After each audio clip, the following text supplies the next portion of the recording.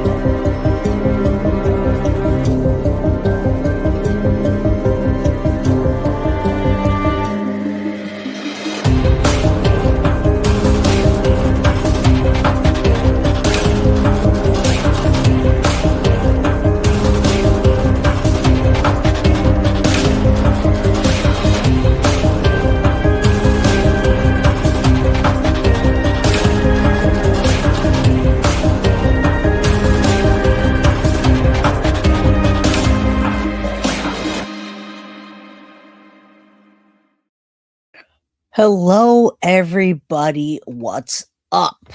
I am Jay with Guilty of Crime, and we're back. Now, I'm in Cali, guys. Internet's looking good over here. I see a little freeze, but hopefully everything's good today. How you doing? Come on in. We got 31 people. Let's keep rolling in, guys. We cannot forget. Not only can we not forget Jack and Lily that are still missing, while we have two parents that are hiding in plain sight.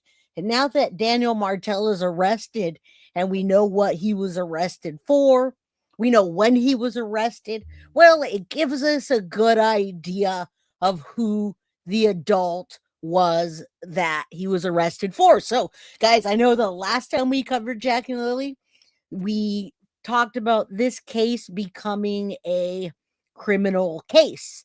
And then we talked about this guy being arrested. But first, let's say a prayer for Jack and Lily. They need justice, and this criminal case needs to turn around because, guys, there's pedos everywhere. And the reason I bring that up is because of what happened on YouTube and the Arctic Fox guy that had 17,000 subscribers and was helping young teenage boys that were running away and missing children. Come to find out that he's giving them a 14-year-old boy, maybe younger, giving them sexual advice on how to clean out your bottom when you're going to be a bottom boy. What is happening? Nobody in a million years, guys, would ever suspect that a guy that's helping out young kids, or like the Zulocks. I covered the Zulocks case, and those two dads, the two dad family, kept on bringing the children in, adopting them, and renting them out as sex toys. So I say that to say this. Two little children, that is an absolute anomaly. That's an anomaly situation that is rare. It's rare that Sebastian Rogers walked out of his house, didn't take his shoes or anything else in the middle of the night, and he disappeared like we're in an episode of Twilight Zone.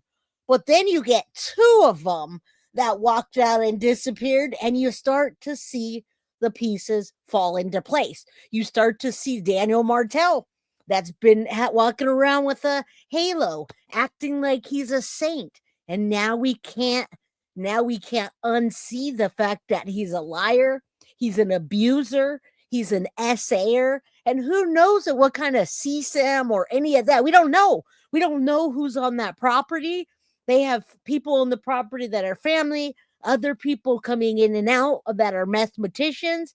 I got to tell you guys, we are not in 1960, 1970, or even 1980, where a child will go missing and we can't find them for 30 years because there's no DNA, no cameras, no tracking, none of that. No, we're smarter than that, and we have more technology than that. That being said, come on in, say a prayer that Jack and Lily are brought home, whatever way that means and however they can. All right. Yes, yes, yes. Well, what about Maleyah? We're going to get into Maleyah's situation too. I am talking about Daniel Martell being arrested and what we know so far about Jack and Lilly, but I'm going to put Maleyah in the spotlight too because Maleyah is just as culpable as him for going along with him. Now, remember, in the Madeline Soto case, we're all like, arrest Jen Soto, arrest her. We need to arrest Jen Soto. Well, what about Maleyah that just abandoned her children and using the excuse that Daniel was abusing her? Well, maybe he was, but why didn't you get out before your two children went missing? All right, I just leave you with those thoughts as we roll in. Hello, Wesley. Good to see you. Mary Beth, how you doing? Since in the house. All right, Mama Sage, Mama Pearl, Sadie's mama, Tracy Smith, how you doing? What was the stepfather arrested for? Oh, we're getting into that. Don't you worry. The first half of this episode is literally what Daniel got arrested for, the charges, etc. So don't you worry. I'm just saying hello to everybody in the house, all right? And as my camera looks like it's the Twilight Zone. All right, Allie Callie, good to see ya. Nancy Fleming, how are you? Thank you.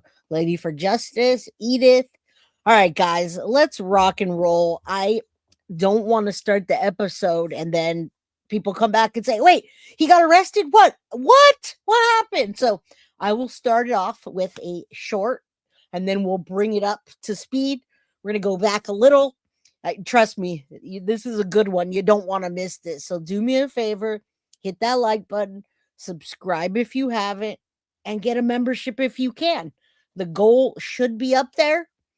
Shelly, how you doing? I'm doing just fine. As crazy as this might sound, I have a feeling Maleyah hit her children. Pending. Interested. That's an interesting take on that. And it's all on the table. All of it's a possibility. What's up, Joanne? How you doing? Lou from Scotland, high profile when all of the media, the guilty party is often smack bang in the middle of the case on camera, and you got that right. I hope you guys have been following the Michael Monkey case, Michael Von Monkey. Those people were in the spotlight doing interviews with YouTubers, all while knowing what they did to little monkey, Michael Monkey. Bella, prayer for the babies, and Kayla. That speed at which I clicked. Love your show, Jay. Well, thank you. Come on in. She didn't search for her children because she probably knew what happened. You got that right, Mama Pearl. The Jab, how you doing? My girl Tiff, I'm currently making one now. All right, I don't know what I missed it, but hey, he can't stay away from the cameras. There it is. All right, so we're gonna give him his 5 minutes of fame. Maybe we'll give him 15 minutes of fame, but only if he's lucky. All right, so just take a look at that. That's what this man should look like.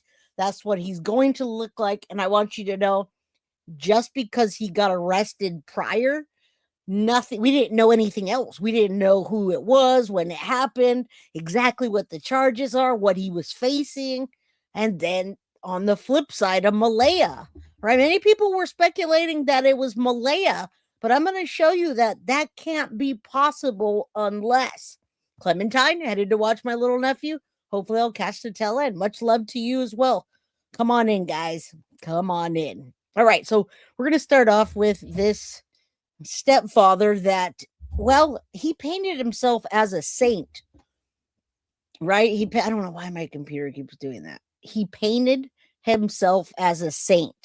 Allie Callie says, does anyone know where the mother's at? Thank you in advance for answering my question.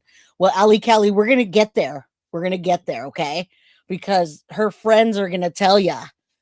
We believe she's with her mother or with her friend. You'll see in a bit, but she's with her family. She doesn't have Willow back as far as I know. All right, but we will get into it. We just started, so hang in there with me. I know a lot of times I go fast, so let's do this. Let's start out with this quick clip, and then we'll continue to go further. The stepfather of 2 missing Nova Scotia children has been arraigned on charges of assault, unlawful confinement, and sexual assault. Daniel Martell was arrested in January. There's a publication ban on any information that would identify the alleged victim. Again, guys, we don't know who the victim is, but we can make suppositions now that we have more information. We have him being in court, and I think he is going to get his 15 minutes of fame today. Martell is the stepfather of Lilly and Jack Sullivan, who were reported missing from their Pictou County home 10 months ago. Police have said the charges are not related to the children's disappearance. Martell will be back in court at the end of the month for election and plea. The stepfather of... All right, so that's what we leave you hanging with. That's what we leave you hanging with, but don't worry, you're not going to be hanging long because there's a lot of information out there. So Jack and Lilly have gone missing. We know what has happened, but just key points in the now we're mixing two cases because Daniel Martell was arrested in January 2026 on charges that were unrelated to the disappearance of Jack and Lilly. However, we know that now that the court documents have come out that he was abusive according to Maleyah. Now, he faces charges of sexual assault, and forcible unlawful confinement involving an adult. He was released with conditions and is now scheduled to appear in court in March. Now, guess what, guys? It's March 10th. And I'm going to pull up the document that goes into what happened or what he was charged for in court, what happened in court, and then on from there. What the F here? He'd be sitting in jail. I know. Oh my God, you guys. This guy, I believe, since the beginning is absolutely, and if you know about that Arctic Fox guy, that guy was hiding in plain sight. I've told you all before. Go to Disneyland if you want to be at a place where you can covet children. That's what the predators do.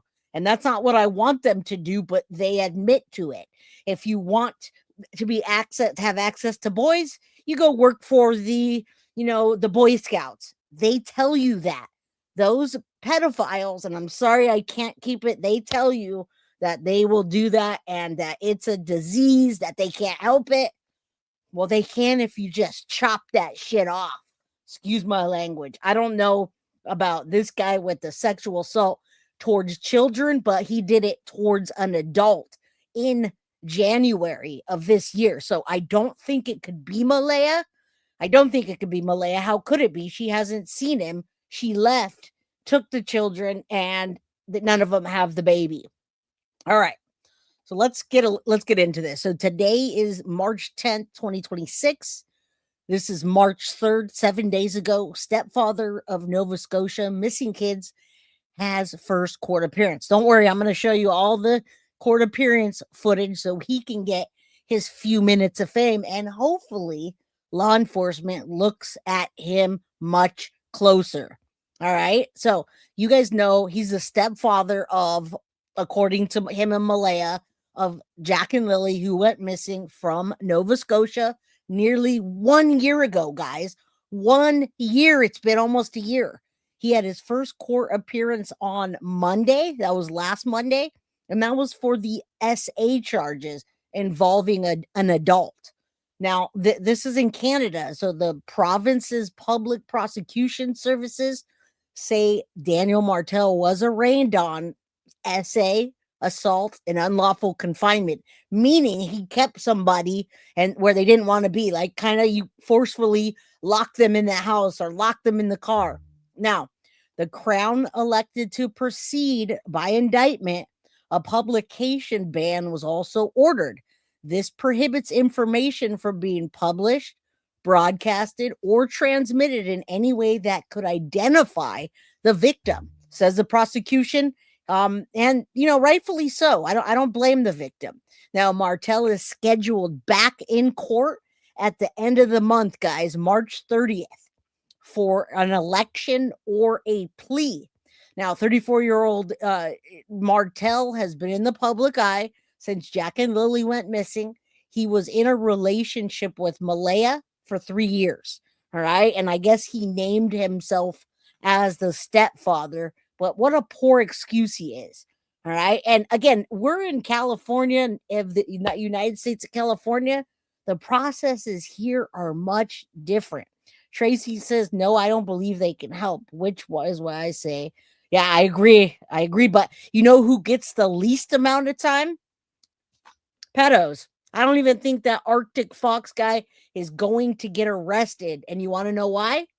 Because police didn't investigate him. A freaking Kick or YouTube channel did. There's 111 people. That's an angel number. Say a prayer that Jack and Lily are brought home, and we're not still looking for them on year number 2. Right? We're almost at a year. Almost at a freaking year. Can you guys believe that? Does it even feel like it's been that long? And you guys know we're going to get back into that because it was May 2nd of 2025. All right. I don't even know how that's possible. They disappeared from their home where Maleyah and Daniel gave differing public accounts, saying that the children wandered off. Martell had since suggested other people may be involved. Court documents and police records show investigators have used 911 audio, bank records, GPS, and phone data, but the children are still not located. And then we have Daniel Martell, the stepfather that we know is abusive. All right, let's pull this down and I will show you the first part in court, and then I'm going to read the next document. They're not very long. Stepfather of missing children faces charges involving an adult. This was the very beginning of this. And he knew he was facing the charges before he even did any of these Halo videos. I'm such a good boy. That's what he's doing. He got a haircut, tried to get spiffy. He put on his best shirt that looks all wrinkly and grubby. He did the thing, all right? He knew what he had already done back in January, and he was out there advocating for those children. In my opinion, it was just him wanting to be in the spotlight. So here you go, Daniel Martell. There's your 15 minutes of shame. How about that? The real Norbeaster. How you doing? You guys come on in, hit that like button, subscribe, and get yourself a membership. All right. Or you can gift a membership. That'd be awesome. Martell is facing charges of sexual assault, and forcible confinement. Martell is the stepfather of missing children, Lilly and Jack Sullivan. RCMP have confirmed they arrested 34-year-old Martell on Monday. Police say the victim is an adult, but are not providing any more details. Martell was living with Lily, Jack, and their mother when the children went missing from his family home in Lansdowne, Nova Scotia. And guys, in hindsight, you look back at this place almost a year later, and do you remember how much crap we talked about their living situation, the inside, the outside, the cars, the people that come around, how secluded they are, where it wouldn't be just cars passing by and taking the children? Well, guess what? Maleyah feels the same way. I got blasted when I first covered this. Oh, people live like that. I live in a trailer. Now, there's a difference between living in a trailer and floorboards coming up. And you'll see what I mean in a bit, in case you forgot. All right, let's continue. Scotia last May. The woods surrounding the home was searched for days, and RCMP Major Crimes has been conducting an extensive investigation. But little is known about what happened to the children, and so far, the case has not turned criminal. Earlier this month, RCMP Staff Sergeant Rob McCammon said none of the children's family members are suspects. I wouldn't say anybody's a suspect. Again, we continue to gather information. And again, guys, this is such a different justice system than in the United States and in California. It's a lot more laxed and a lot more focused on reforming. But with these kids, it's like they've been missing almost a year, and there's never really been a sense of urgency since they couldn't do an Amber Alert because there was no description of anybody taking them. All right, good to see ya. How y'all doing? And Deb, if you're here in the house, Tiff wanted me to, she's typing for you. Tiff said that she made all your pages, put them together, and it's ready to go, I assume. So there you go. All right, let's continue. And we don't have a lot of people in chat today. There's 127 people. It's nice and chill. Y'all can we can actually talk. All right. I was going to cover the Nancy Guthrie case, but these guys need an update. The children do, and well, Nancy might be in Mexico by now. And whatever evidence that we are able to find, and we'll make our decisions based on that. But we have not been in a position to really comment on suspects or anything like that at this time. The mysterious nature of their disappearance has garnered international media attention. Martell has spoken publicly about what happened that day and the months that have followed. Martell is due in Pictou Provincial Court on March 2nd. Allie Thompson, CBC News. And don't worry, we're going to get into that. He's due there, and we sure going to see him and give him some more 15 minutes of shame. What's up, Shadow? Good to see you. Bondage Barbie. Now we can start. You're here. Who's your Steph? Hello. Welcome to the crime crew. News, Halifax. All right, now let's talk about what he's being charged with and when, and then we're going to show you 15 more minutes of shame in court because this guy can't keep his hands clean, I guess. Well, you know, it's weird because he was committing this crime while looking for the children, okay? That's what I do want you to know. Nova Scotia, Daniel Martell charged amid the ongoing search for the Sullivan children. All right. Now, this is right at the beginning of March again. This guy, we might as well put a halo on him because he's been the savior of Jack and Lily. He's the only one that's been out there looking.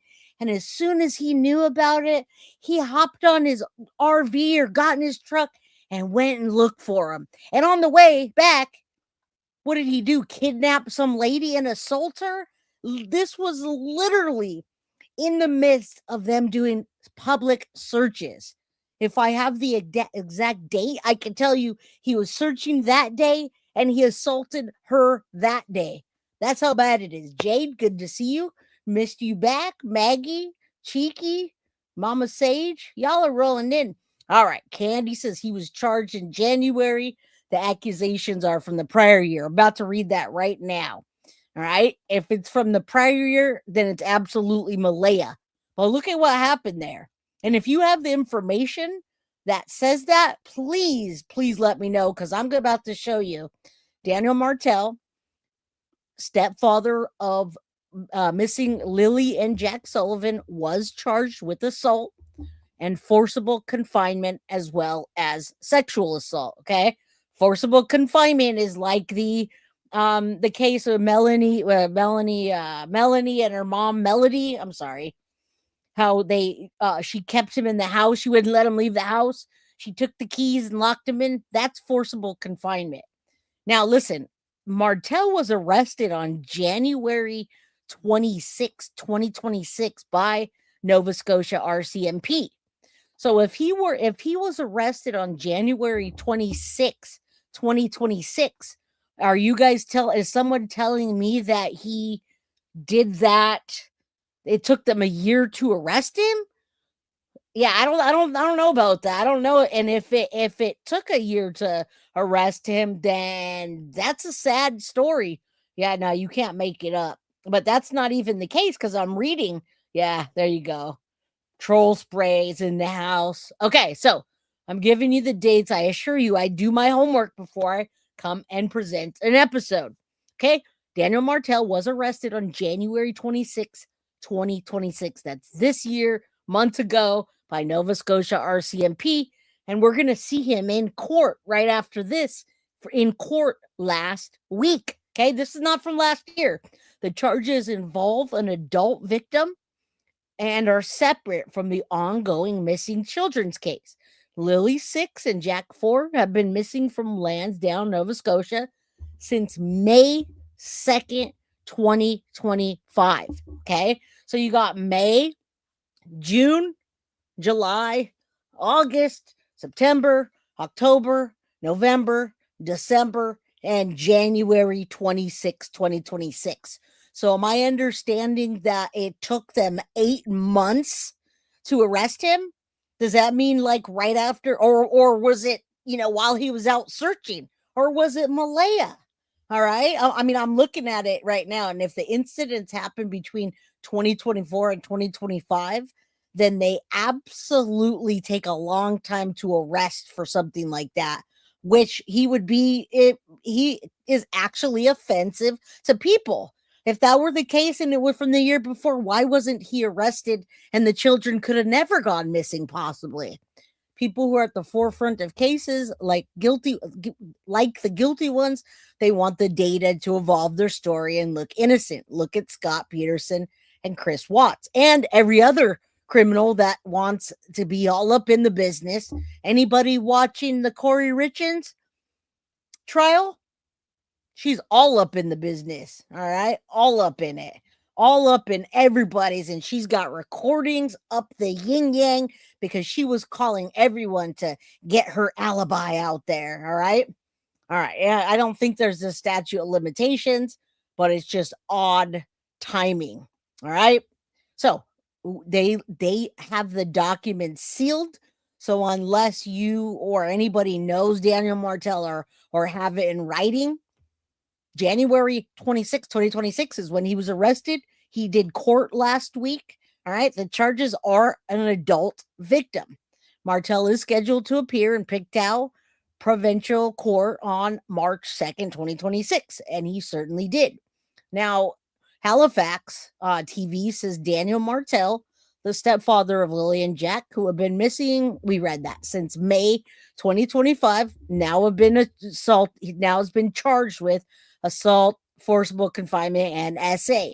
The charges on an adult victim mark a significant development in the ongoing investigation surrounding the family, guys, drawing renewed attention to the children's disappearance, and rightfully so.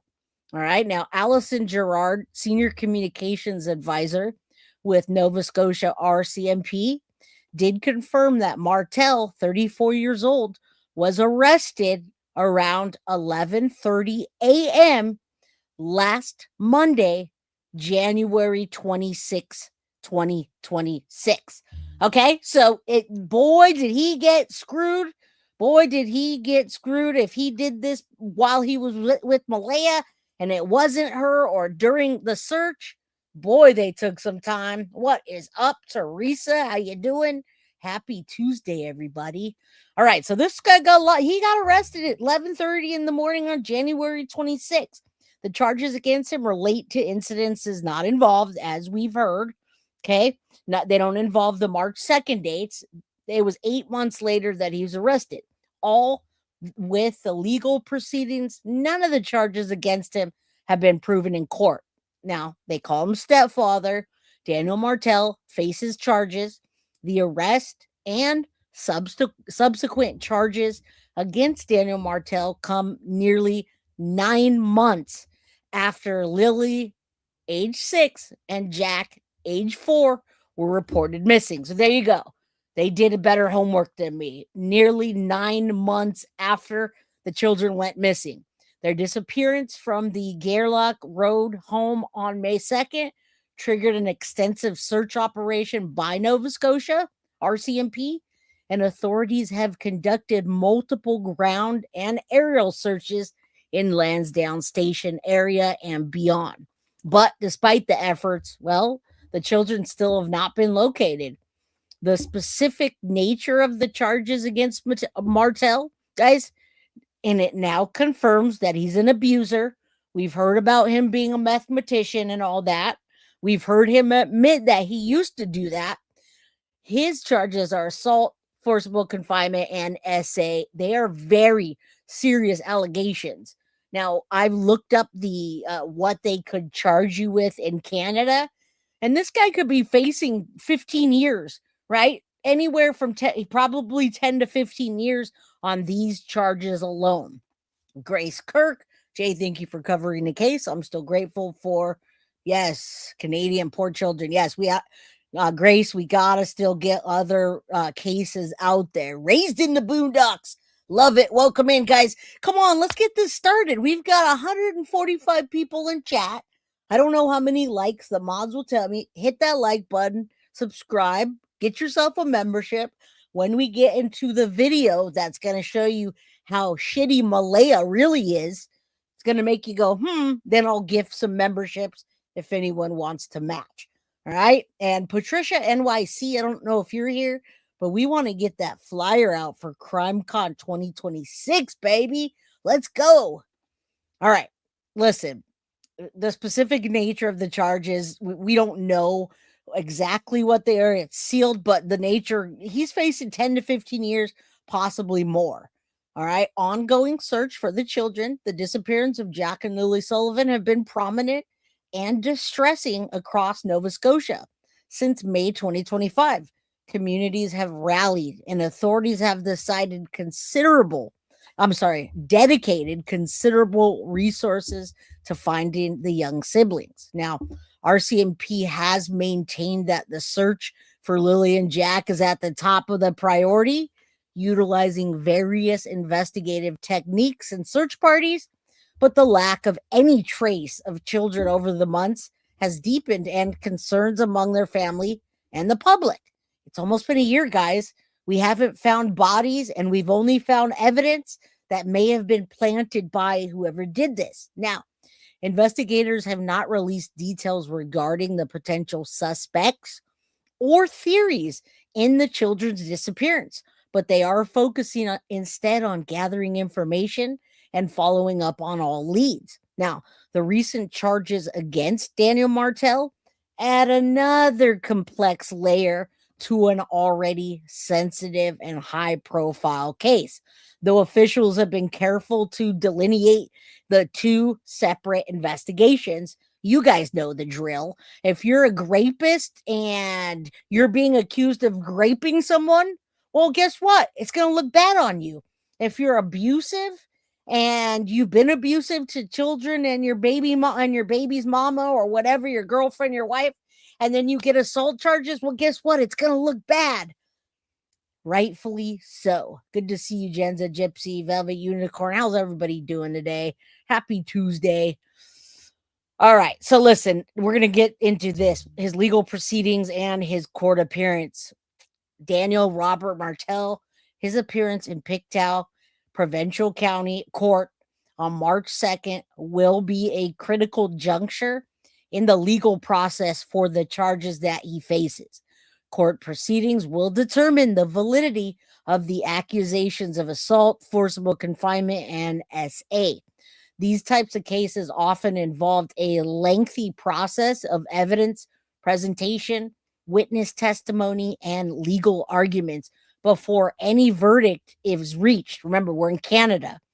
The public will be closely watching the developments, particularly given Martell's familial link to the missing Sullivan children.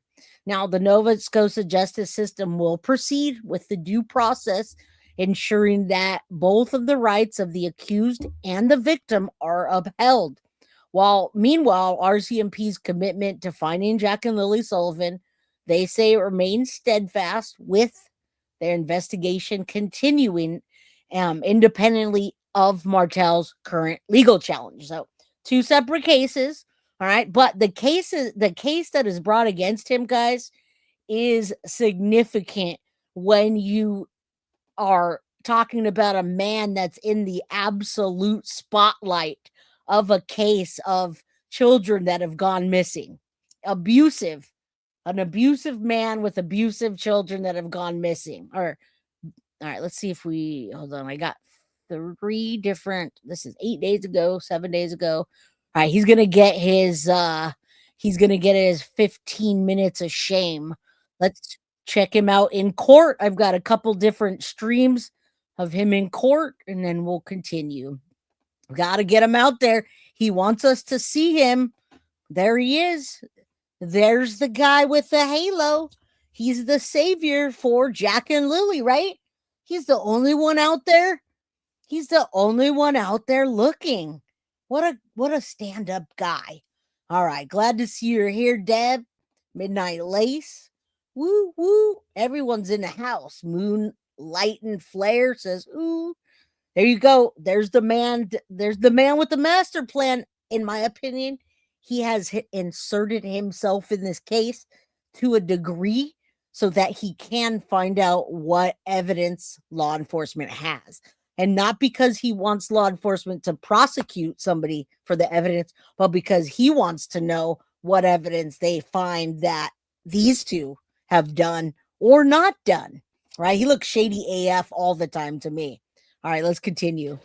Daniel Martell appeared in Pictou Provincial Court on Monday on charges of sexual assault, and forcible confinement. He's the stepfather of Jack and Lilly Sullivan, who have been missing since last May. The charges against the 34-year-old Martell involve an adult complainant whose And look at him again. He wants this. He wants the cameras on him. I'm telling you right now. Normally, when there's a camera, he's looking at it. He's fixing his hair. He's wiping down his shirt. He's making sure his gold chain's sticking out. He didn't get his mohawk going like that on accident. He got a haircut. He is ready for the spotlight, guys. Thank you for getting it kicked off, Midnight Lace. Let's get this train going. Choo choo. I assure you guys, get yourself a membership, super sticker, super chat. We give lots of stuff away here. Thank you, Raised in the Boondocks. Hit that like button. But I do appreciate it, Midnight Lace. I appreciate it greatly. All right. Then let's continue the 15 minutes of shame. identity is protected by a publication ban. Interested members of the public packed the courtroom for the brief appearance. At the hearing, Martell stood with his hands clasped at his waist and stared forward as he appeared before the judge. Bill Gorman is the Crown lawyer handling the case. He says Martell will return to court later this month. And that would be to confirm the formal retainer by Nova Scotia Legal Aid and to deal with the issue of election. Doesn't that kind of suck that he's out, though? Because listen, he's been painting himself as a good guy. I wonder if they're going to drug test him. I wonder if do they do ankle monitors out there? Why are they letting this guy that has public access and social media access to so many people and so many women? Why is he allowed to just run around and confine and assault people? Who's your Steph says all aboard. Thank you for the $2 super chat. And Mama Pearl sends a super sticker for $2.99. What is that? It's an avocado. That's what I'm going to say. My mom can grow a mean avocado plant just from those little avocado seeds. Mom, I need another avocado plant. Where's my plant, Mama Pearl? All right, let's continue. All right. He's out, guys. He's out. And the wheels of justice are moving slow. I want you to know, if you're watching this or you come across this video, Daniel Martell really needs to be locked up. And/or plea, depending upon the level of court that's elected to. Martell left the courthouse quickly and did not speak to the media. His next court appearance is set for March 30th. Ali Thompson, CBC News, Pictou.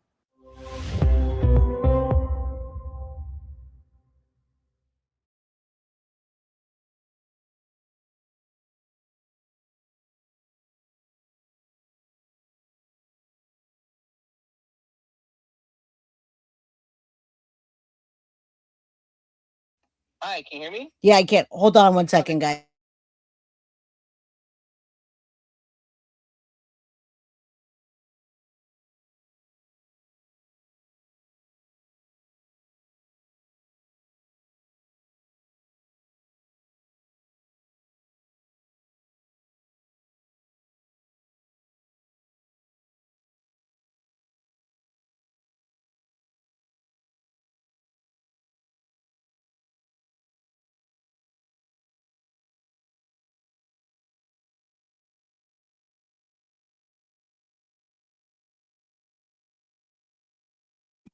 Of course I'm muted, my fellow friends. Jen's a gypsy, shambling in the direction of the goal. Guys, my dishwasher broke. So I'm having a dishwasher repair person come out here tomorrow. And it's a necessity because Jay don't like to do dishes by hand. All right. California is the secret. All right, let's go. So we're going to watch him come in again and another version of this going into court. Daniel Martell walks into the Pictou County Provincial Courthouse Monday morning, met by a symphony of shutter clicks. He's been charged with 1 count of assault, 1 count of sexual assault, and 1 count of unlawful confinement against an adult female between September 2024 and March. So there you go. It was from September 2024. Wow, it did take them that long.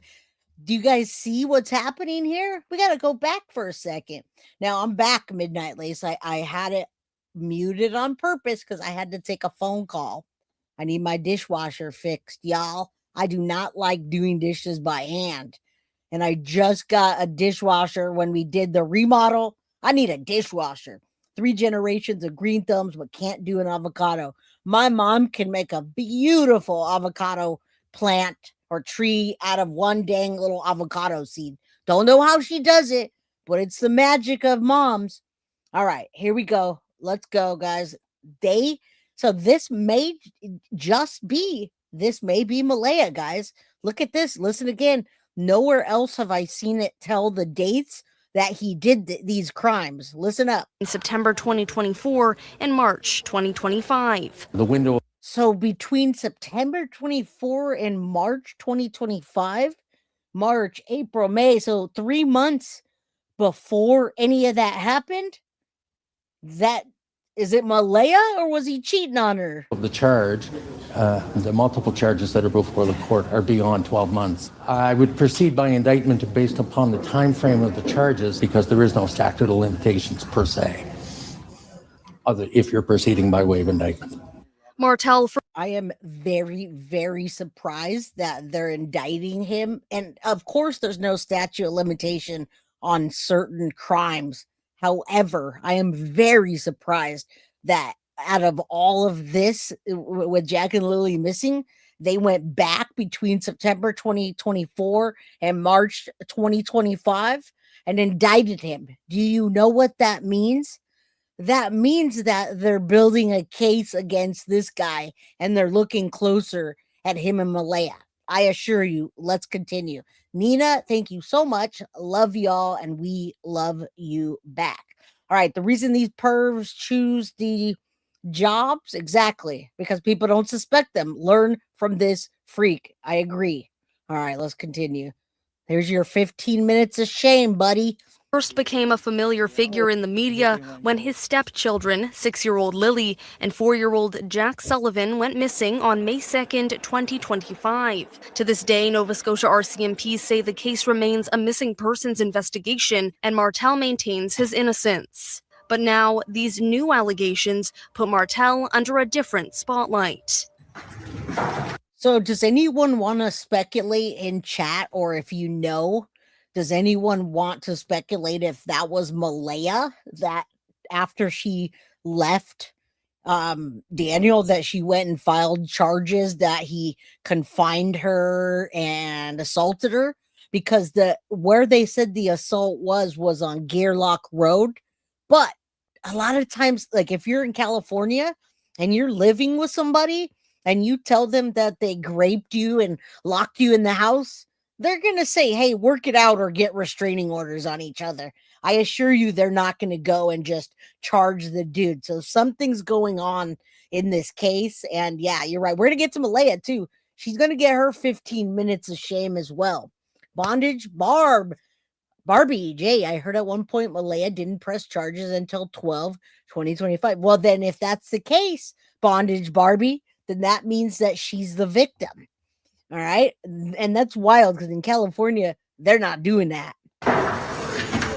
There was only standing room left in Pictou County's Courtroom A as Martell was arraigned on his charges. His appearance lasted no more than 3 minutes before Judge McKean dismissed him, leaving the courtroom immediately after And this is going to be a stronger case to build against Daniel Martell. It's going to be a stronger case now. Thank you, Truth Teller. It's definitely Maleyah. Janie said the only reason she's doing it is to get the smoke off of her. But don't worry, Truth Teller. I'm not backing up the smoke off for her, and she doesn't get a freebie pass for telling us, poor me, poor me. No, Beezy, you stayed there until your children went missing or dead. Wherever they are, they're missing and probably no longer with us. You did that, Malaya. You stayed there. So you don't know. She's not getting out of my smoke by one little bit. All right, let's get. Don't give him that. He looks like he's been working out. If he's watching this, I don't want him to see that. He looks like his head's gotten bigger, but that's about it. Martell declined media's requests for comment. Despite the heightened interest in this case, the Crown wants to remind the public that in the eyes of the court, this matter is separate from that of missing children, Lilly and Jack Sullivan. And as such, the victim's identity must be protected. And that violation of a publication ban can be the subject of police investigation and or charges. Tread carefully. Martell. And again, it's just a different version of what we saw. All right. So again, they're definitely using this and they're going to use this.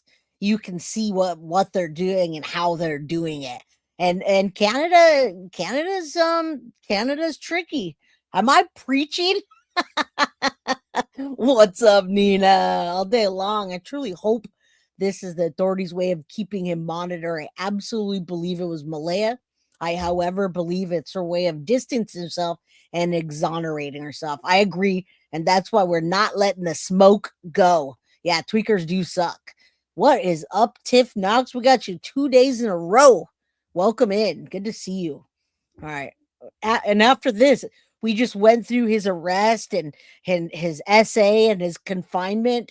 Now I'm going to go, as soon as this is over, I'm going to go back and show you how they looked in the beginning and the one and only time that Malaya has ever said anything. Is currently in the process of retaining counsel. His next day in court will be March 30th. Ella MacDonald. And we're going to keep up on that March 30th date, whether you like it or not. All right. Global News, Pictou, Nova Scotia. Pictou County. All right. Now I'm going to take you back for a second because you need to go back in time to right after Jack and Lilly went missing, and Lilly and Jack Sullivan's mom's full interview and only interview ever about the disappearance. And Daniel's in there too. We're taking the time machine now that you see what happened with Jack and Lilly missing and Daniel being arrested and her ghosting him, doesn't have the baby. All right. Now, listen, now that we know all of that, let's watch this again. And then we're going to hop into something very new. I'm just staying as hopeful as possible. I want them home. I want to hold them. And I want them home. What happened was we woke up. I heard them playing in the next room beside us. And I was drifting in and out of sleep. And they're not. Now, keep note of what they're saying. Please keep note in your head because their story changes several times from this first interview. And it's only about 5 minutes, but it gives you a good idea of what is going on in this case. Shout out to Miss Buzz Driver that found us live. Welcome. Now, I want you to know I'm live Monday, Tuesday, Wednesday, Thursday, and Friday, 4 p.m. Pacific Standard Time. 7 p.m. Eastern every day of the week, maybe weekdays sometimes. What's up, Gopher? All right, let's continue. Just kind of try to remember what she's saying, all right, about how she woke up. We woke up. I heard them playing. Yes. And I was drifting in and out of sleep. And they're not the type of kids that we tell them not to go outside on their own. We always make sure that we're out there with them, watching them. And they happen to just get out that sliding door and we can't hear it when it opens. And they were outside playing, but we weren't aware of it at the time. And again, guys, they went to the back sliding door. It's virtually silent when you try to open it. I brought you back in time on the last episode and it wasn't virtually silent at all. It was fairly heavy, but the things that she's claiming are not true in my opinion. What she's saying that they were outside always watching them, I don't believe that at all. Not for one bit. And the next thing we knew, it was quiet, and we get up and I tell him, my partner Daniel, I tell him, do you hear the kids? And he says no. and we get up instantly. We're looking outside, we're looking everywhere, yelling for them, and I instantly just call. Now, this is great because keep in mind what she's saying, he's saying. All right. So she's saying this is two separate. She says this, and up here, Daniel's saying this. So she's telling you that she yelled for him and she instantly called and she was drifting in and out. And Daniel's over here saying, I searched the bedrooms and I looked in the backyard.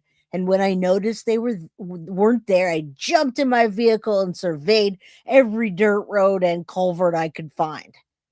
But yet you got to remember, none of his ATVs or equipment, did he say that he used his truck? He jumped in my vehicle. We don't know what vehicle it is, but it doesn't look like he went anywhere with that. And their stories keep changing later on. 911 is just, I just had the instinct I needed to call.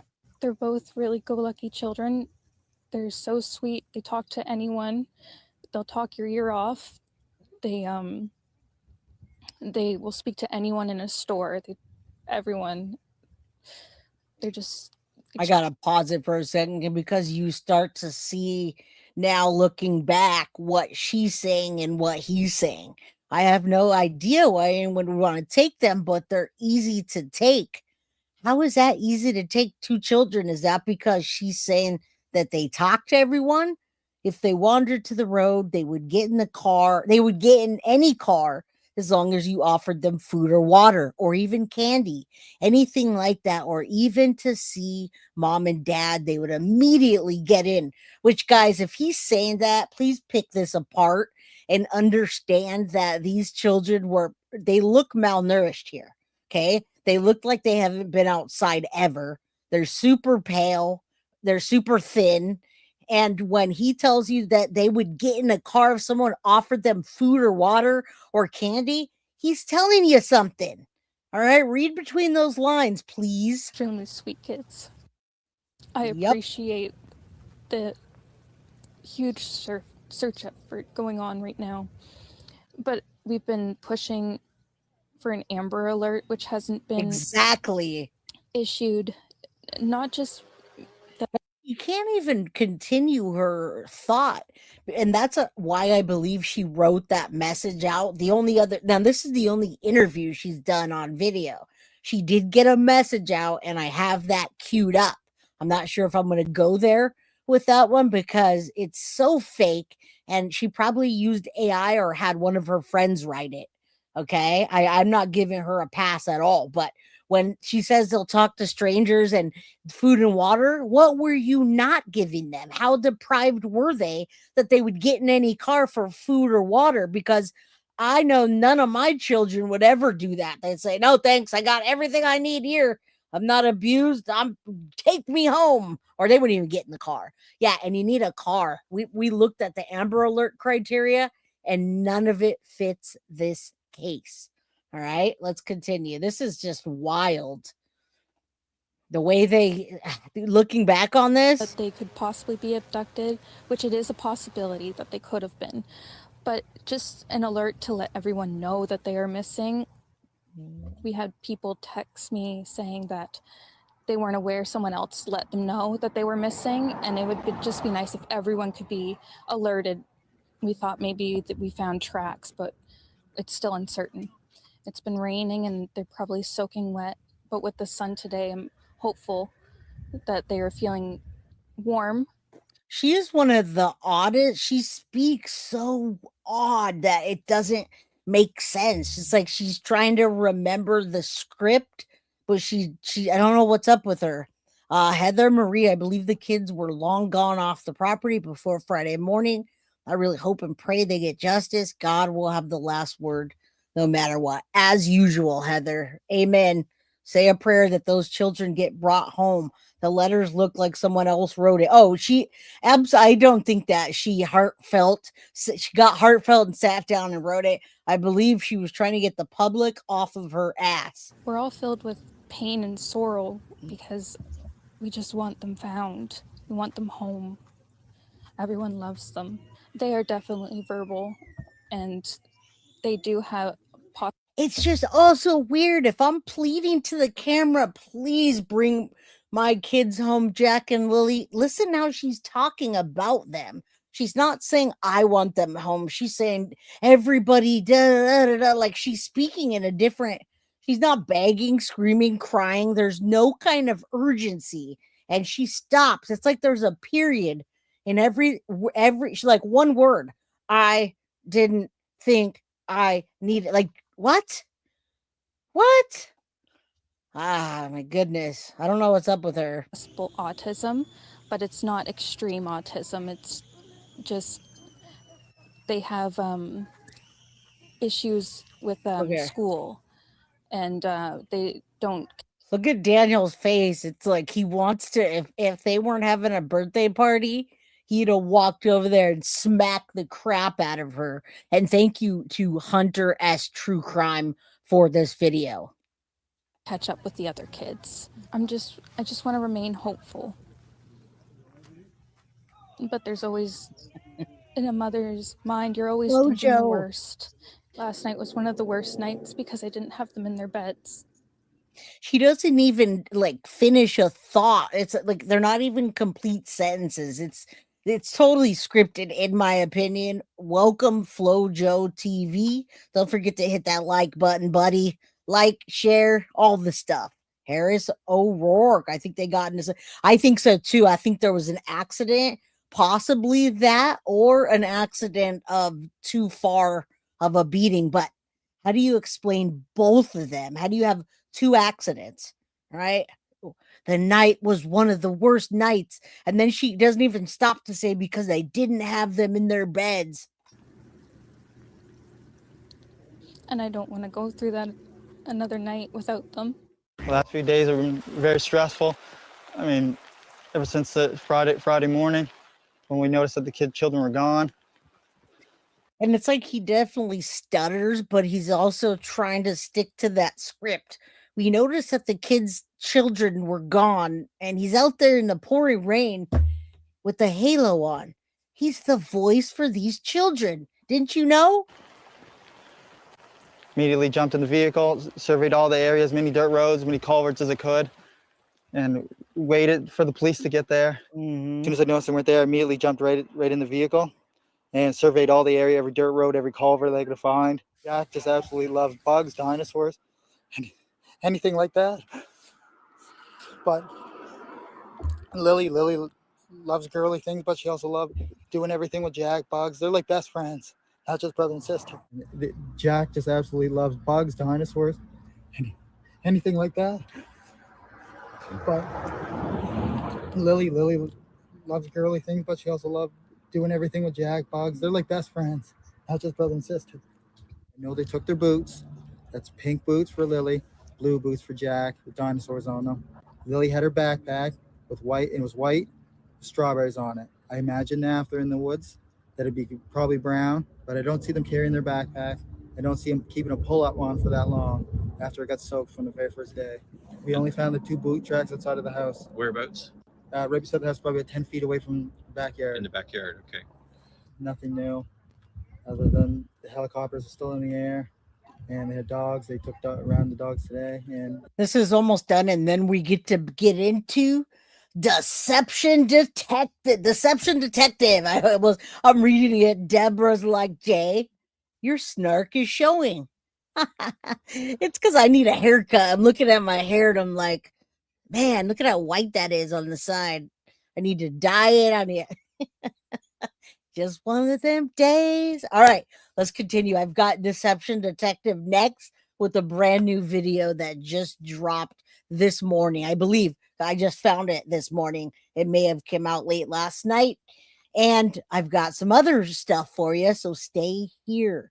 Allie Kelly, I think that they got into something. I think the children got into maybe some D-rugs, possibly. And if it wasn't both of them or one of them, then the other one saw what happened and they disposed of them. I think those children were already unalived before law enforcement ever showed up. That's what I think. And yeah, he's talking in the past tense as well. But now that you see him in this light of sexual assault, of holding someone captive and assaulting someone, Do you see it a little bit different? Joanne says, or Joan says, give me some candy. All right, let's continue. Let's continue. As of last night, they had 8 more drones going on with infrared. I urge the public to come out if you have anything, come out as fast as possible. And he looks like he's turning into a werewolf right here. And when someone said he looks like he was working out earlier, I agree, because right there, he looks like he's about to like turn into a werewolf and finish eating the children. Sorry, I'm just saying, I can't help it. Look at that guy. Who? Oh, all right, Kristen Perry, good to see ya. Let's go. Right? And I already put the link for Deception Detective, but thank you. It's in the description. Any detachment or any police service that you have available to get to talk to. This guy, man. You've been friends with one. Now we see the real him. Okay, is this the Deception Detective one? Yes, it is. All right, perfect timing. You guys will remember this in the last episode. Maleyah didn't speak, but you know who did? Her friends spoke for her because she didn't want to be on camera saying all the things and then backtracking, right? She hasn't wanted to be on camera at all. There she is. Look at that. Justice for Alyssa. It's actually Melissa. What's up, Melissa? And listen, guys, I have never modded for any channel. And this girl right here gave me a wrench. So you guys should go sub up. It's kind of a, it's at Justice for Alyssa, but it's not true crime. It's just like shit talking. Like you're done with true crime for the day and you want to talk some crap, go over there. And at some point we will cover the true crime case when you're ready. All right. Thank you for stopping by. Don't forget to hit that like button. And you better be subscribed or I'm going to throw my wrench at you. Anyway, yeah, Justice for Alyssa, go over there. She does all the talking about whatever. There's all kinds of stuff. I was just talking trash to her right before I got on here. And I was like, man, I'm going to talk a bunch of trash because now I got to do true crime. So you want to trash talk? Go over there. You might catch me with a wrench. All right. You have meth breath. You see his teeth? All right, let's continue. Deception Detective's in the house, and he nailed this one. Maleyah since childhood. Yep. And Cheryl, you're a friend, but also very close family as well. Can you walk me through May 2nd when you learned they were missing? Me, my sister, and my friend were fishing, and I just happened to scroll Facebook, and I saw the post from the RCMP that. And thank you. You guys welcome Melissa, and I think she'd rather be called that. Justice for Alyssa is justice for her daughter, and this is Melissa. So that's how we got in touch about the case. So shout out to Melissa for becoming a guilty of crime member. Thank you. Everybody's really welcoming here. All right, let's continue. Check this out, guys. We watched this before, but we didn't watch it like this. Lilly and Jack were missing, and we decided we would go over and help look for them. Those are friends of Maleyah Brooks Murray, whose children vanished last year. And this interview is something they should have never, ever done. So let's watch it together and I'll show you why. I'm Deception Detective, an attorney trained in statement analysis. This channel exposes lies and manipulation. So if that's your thing, hit subscribe. Yeah, there you go. Subscribe to Deception Detective. Allie Callie just followed Justice for Alyssa. Now, listen, I cannot be held accountable for anything that Melissa says or does on that damn channel, all right? And if you catch me talking crap, well, you're going to catch me talking crap, but it's not on the true crime. So you might want to go sub up because I may just panel up and spill some tea sometimes that has nothing to do with true crime because I do have a life outside of true crime and it helps me decompress to hear all the trash talking, but not too much trash talking. All right. Thank you, Allie Callie. Kathy's in the house. What's up? Thanks, Synth. I got a new story added tomorrow. Good to see you, Kathy. I hope you're doing well. Yes, we love DD. Hi, Melissa. I subbed to your channel. Yeah, Deception Detective there's your eye candy, Melissa. Deception Detective. It's everybody's eye candy. Yes, you got to laugh because that girl will say some stuff that might make you blush. Go sub up to her. Again, I cannot be held responsible for anything she says. All right. And when I'm not on my channel, I can say whatever I want to say. You guys might not like it though. Right. For early access to new videos, over 60 exclusive videos, and other cool perks, consider becoming a channel member. Link in description. As I've said many times on the channel, you should never ever defend someone who won't defend themselves. But just in case you're new here and haven't seen my earlier Lilly and Jack Sullivan videos, or that doesn't quite make sense yet, don't worry, I'll explain in a minute. For now, let's just pick up where we left off in the interview and we'll break it down as we go. How would you describe the mood that day? It was different. It was kind of odd, I guess. For the situation, I didn't really know what to expect. It was different. How was it odd? A lot of controversy, a lot of family issues, a lot of family dynamics. Like I said, it was my first time over there. Never met anybody over there. Just didn't feel very welcoming. A lot of the speculation has been, why did Maleyah and her family leave and not come back? Mm-hmm. Anything you'd like to say about why that decision was made? She had left because we weren't leaving her there. What concerned you the most? Just the condition of the house. I mean, see, this is the first thing that I said when I covered this case, and I got blasted. Heather, thank you, Synth. I appreciate that. There is her link at Justice number 4, Alyssa. Everyone's going to go sub up now because they're going to try to catch me talking crap when I let my hair down, the hair I don't have. Oh, my goodness. All right. Thank you guys all. You guys are so supportive. I appreciate you. Hit that like button, subscribe if you haven't, get a membership if you can, and check out the goal. All right, let's go. There's your eye candy, ladies. I know that not everybody has a fancy house, not everybody is rich, but there's things that you can do to improve your living conditions. Yeah. Hopefully now you see why it's never a good idea to try to defend someone who won't defend themselves. Usually it just means that they don't have a defense to give because they're guilty. For instance, Maleyah's friends did their best to try to paint her as a victim by talking about Daniel's rundown house and antagonistic relatives. But the problem is, if any of those things affected Lilly and Jack's welfare, it was Maleyah's responsibility to fix them, not Daniel's or anyone else's. In fact, lots of the things the friends mentioned here, like decrepit living conditions and non-related adults. And guys, it came from her mouth, decrepit living conditions. All right. Well, did you see that house where there are nails and boards and trash like everywhere, splinters? And thank you, Justice, for Alyssa. You're very generous for the 40. I think that's the second time I've ever got that $49.99 super sticker. I appreciate you, girl. That is, I think in 2 years, that's the second time I've ever got that amount. And everybody subbed up to you. So I hope it all comes back around in the creator universe. Muffin, welcome. I'm glad you're here. Hoosier, you guys are awesome. Signs of the Peps on rugs. Yeah, you guys rock. All right, let's go. Remember that. She is trying to play the victim. Okay? I want you to remember that who Maleyah is. We've only seen her once and what we heard her say. And now she's speaking through her friends. When her friends say that that house is dilapidated, that's because she told them that. Daphne Case Files, thank you for spreading the word for Jack and Lilly.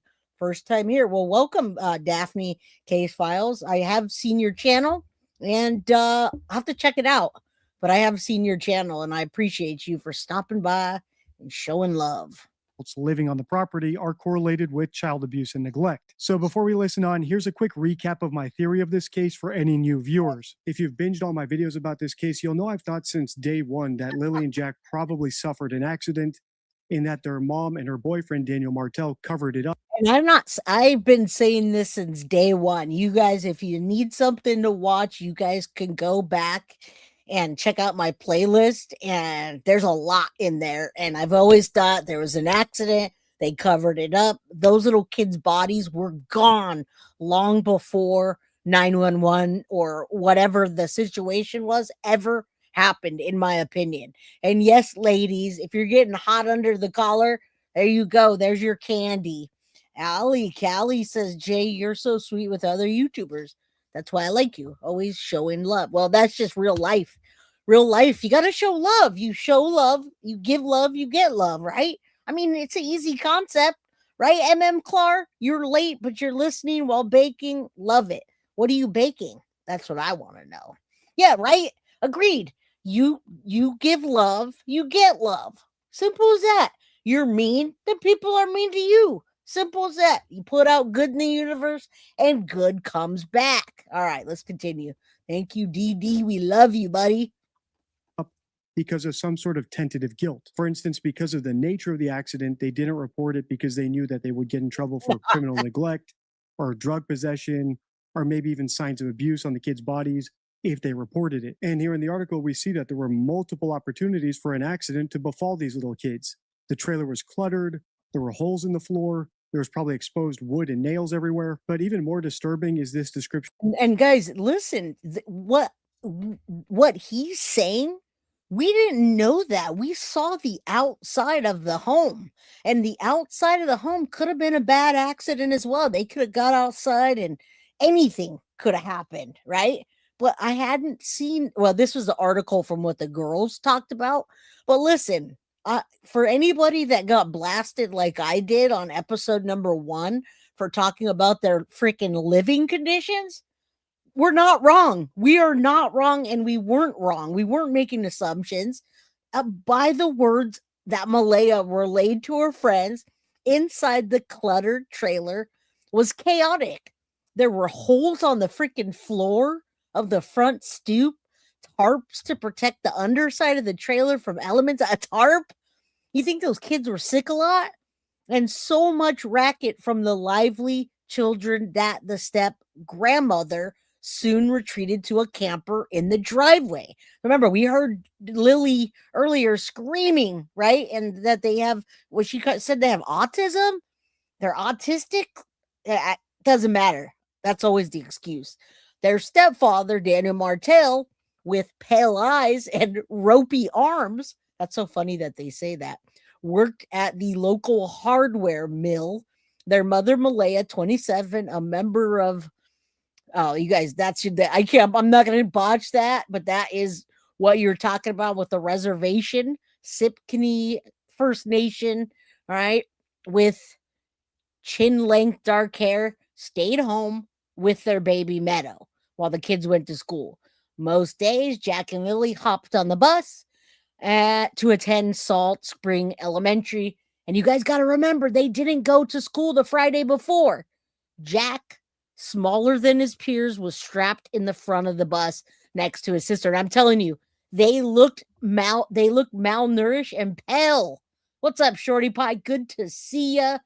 And I think Melissa just made an error on her part, but another $49.99. That's the third one I've ever gotten. So woo! Yay! I can buy me a pack of Red Bulls now. I'm out of my Red Bull. Look at that. Thank you, Melissa. A lot of people subbed up to you, so I hope the love just goes right back around. Appreciate you. All right, look, guys. I'm gonna go on here and show you this. And you've seen the pictures of the children, how thin and pale. And that has nothing to do with being white or whatever. Look at him on the bottom. Look at Jack on the bottom. He looks tiny, and his arms are like the size of my wrist. Look at, I can put my tiny hands around my wrist. His arm is like that the whole way through. Thank you. I appreciate you, Melissa. I hope you have an awesome vacation as well. You deserve it. Patty Ward, what is up? Stop teasing about that Red Bull. All right, let's get back to it. I think they're malnourished, and I think this is perfect that DD is covering this. He calls this is basically a confession. What? All right, remember, it's Maleyah talking about what her situation was with the children and Daniel. Of Jack as being smaller than his peers, because that could be a result of malnutrition which is a consequence of neglect. But even if it's not, and Jack was just small for his age, and even if the trailer itself wasn't as decrepit as it's described here in the article, that still wouldn't explain their mother Malehya's reticence in her one interview she did the day they were reported missing, or her silence ever since. As I often say on the channel, pleading the fifth in a missing child case is basically as good as a confession. And that's because, unlike any other sort of crime, if you plead the fifth when your kid is out there missing, you're hurting your own interests. Don't you want to find your kid? So that's my theory of the case. I don't think it was a stranger kidnapping, nor do I think it was a first-degree murder, nor do I think just because Daniel's bad, Malehya is good, and vice versa. All right, let's keep listening because... And you know what I'm surprised about is that Malehya turned Daniel in. Okay, if she is the victim, in fact, folks, then they're head to head. She ghosted him. She got him arrested. He's now shamed in the public.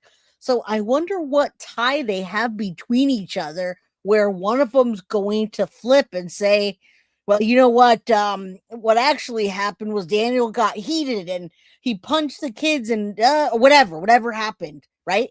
Once you get those two that are tight like this broken apart, it's easier to find out what happened. All right. Jen the Gypsy, let your love flow. Love the song. Chief Rocka, it's always better late than never. All right, let's continue. It gets even worse. The more the friends try to defend Malehya, the more it backfires. Yep. And I understand there was a request for an Amber Alert. Yes. Can you tell me about that? We had asked for an Amber Alert a few hours after the kids had went missing, and we were told that they were working on it. So and again, she's not right on that at all, because they were never working on an Amber Alert. I'm not sure where she comes in, if she was texting, if Malehya was texting her. But Daphne Case File says, not to mention, Malehya got her vehicle registered on Wednesday before Jack and Lily disappeared. No coincidence. You know, Daphne Case Files, there are no coincidences in true crime. Just saying. And I did come across a video. Maybe you know about it. It says there's a tip that RCMP are still following up on, and Hidden in the Fog put that out there. So I'm curious if that is legit. I know you've been working on the case hard, so maybe you know about this tip. We'll take a look at it after. They had to send it to their supervisor, whoever deals with the Amber Alerts, and it come back saying that it didn't meet the criteria, because apparently you have to have like a suspect or reason to believe that they could have been abducted. So all we got was a vulnerable missing person alert, and it only went to Pictou County, Antigonish, and Truro, I believe. So it didn't even go like Nova Scotia wide, just those 3 areas. I feel like Malehya's blaming every single person but herself. They wouldn't do an Amber Alert, and we asked them. They're working on it. Daniel did this. Well, what about your accountability? You keep getting knocked up, and you can't even take care of the freaking children that you have. Remember, they've got the baby between the two, and she doesn't even have the baby. So let's just keep having more babies in this dilapidated home. That is her problem. All right. With the woman, no, I don't believe that tip is relevant, but just my thoughts. I'm just curious because someone had pointed me to some Hidden in the Fog tip that I'd never heard of from Ed Conway. And I'm like, does that have any validity to it? You know all about this case. That's like equivalent to me and the Madeline Soto case. And yes, we dropped your link, Daphne. Thank you for stopping by. Deb, you're right. Some people are just evil. All right, let's continue. Her friends are really stepping up for her and making her look real good. So that was pretty disappointing. So you were told there would be an Amber Alert coming. Yeah. They said they were like we'd ask them every hour, and a lady would tell us that they were working on it. And and then we never got one. We were disappointed, but it also gave us reason to think that they thought they were in the woods and that they were going to be found and that nobody took them. There's lots of problems here, so let's go through them one by one. First, they called in an Amber Alert after the kids supposedly, as far as the parents knew, had simply wandered off. So why were they so convinced that the alert had to go out to multiple counties all over the country? If their story's true, at that point, as far as they knew, the kids were probably somewhere hiding in the backyard. And that's right. You imagine this. Imagine that law enforcement just listened to whatever Maleyah and Daniel said, and they put out a half-ass Amber Alert. Didn't have a description of a car. Cars don't even go back there without people hearing, etc., etc., etc. It didn't meet the criteria, but they're shifting the blame onto everybody else but themselves. Okay, and just none of that makes sense. None of it makes sense about we need to do an Amber Alert. It's so pushy about an Amber Alert. But then you're going to say that they snuck out of the door while you were sleeping off and on. What? How many times are you going to change your story? Secondly, according to Maleyah and Daniel, they're the ones who asked for an Amber Alert, but here it sounds like the friends are the ones who called it in and asked for it. Yeah. But most importantly is the contrast between the way they are complaining about how the police never issued the Amber Alert and how Maleyah and her boyfriend Daniel have never once complained about the police not issuing that Amber Alert. If anything, Daniel only has compliments for how the police have handled the investigation, which doesn't make sense since they haven't found his kids yet. And the only reason that he does, in my opinion, guys, I have to tell you, the reason that he does is because he wants to know what's happening in the case. You remember a couple of episodes back, Daniel Martell said straight up, I talk to them a couple times a week. He acts like he talks about law enforcement and RCMP like he's part of the investigation, investigating the kids. But really, I think they're looking square at him and keeping him close. Thank you so much, Daphne Case Files, for the $9.99 super sticker. If you guys haven't subbed up, go sub up. The link's in chat. Kelvin from Australia. You're in the future, buddy. Tell us what's happening. Give me the lotto numbers.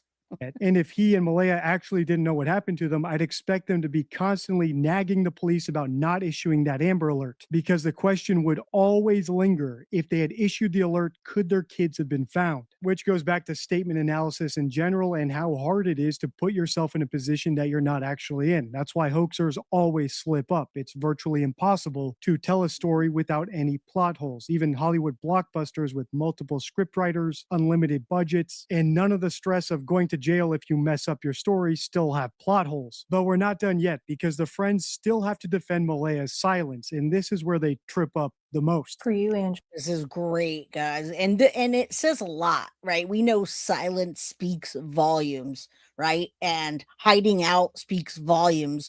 When you have to have your friends at the anniversary or the birthday or the celebration or the whatever you want to call it, and you go to none of them. Well, that's why Daniel was walking around with a halo, because Maleyah is hiding. All right, let's continue. Let's listen to how they relate what she says to them. Jolene, seeing your best friend going through this, what's that like for you? It's definitely highlighted how seeing how her world has like turned upside down. It's where I look at the social media a lot. It's seeing the lack of like empathy, or like the lack of people wanting to be open-minded and understanding, and like constantly blame her. I find that's what really bothers me the most. But at the end of the day, well, you're the one speaking for her. Why do you think that people would say that when Maleyah is not on there talking about the children and where they are at all? And those are her children that she birthed. Like, they don't know her. I know her. I'm a stranger to them. Like, how are they going to trust my word?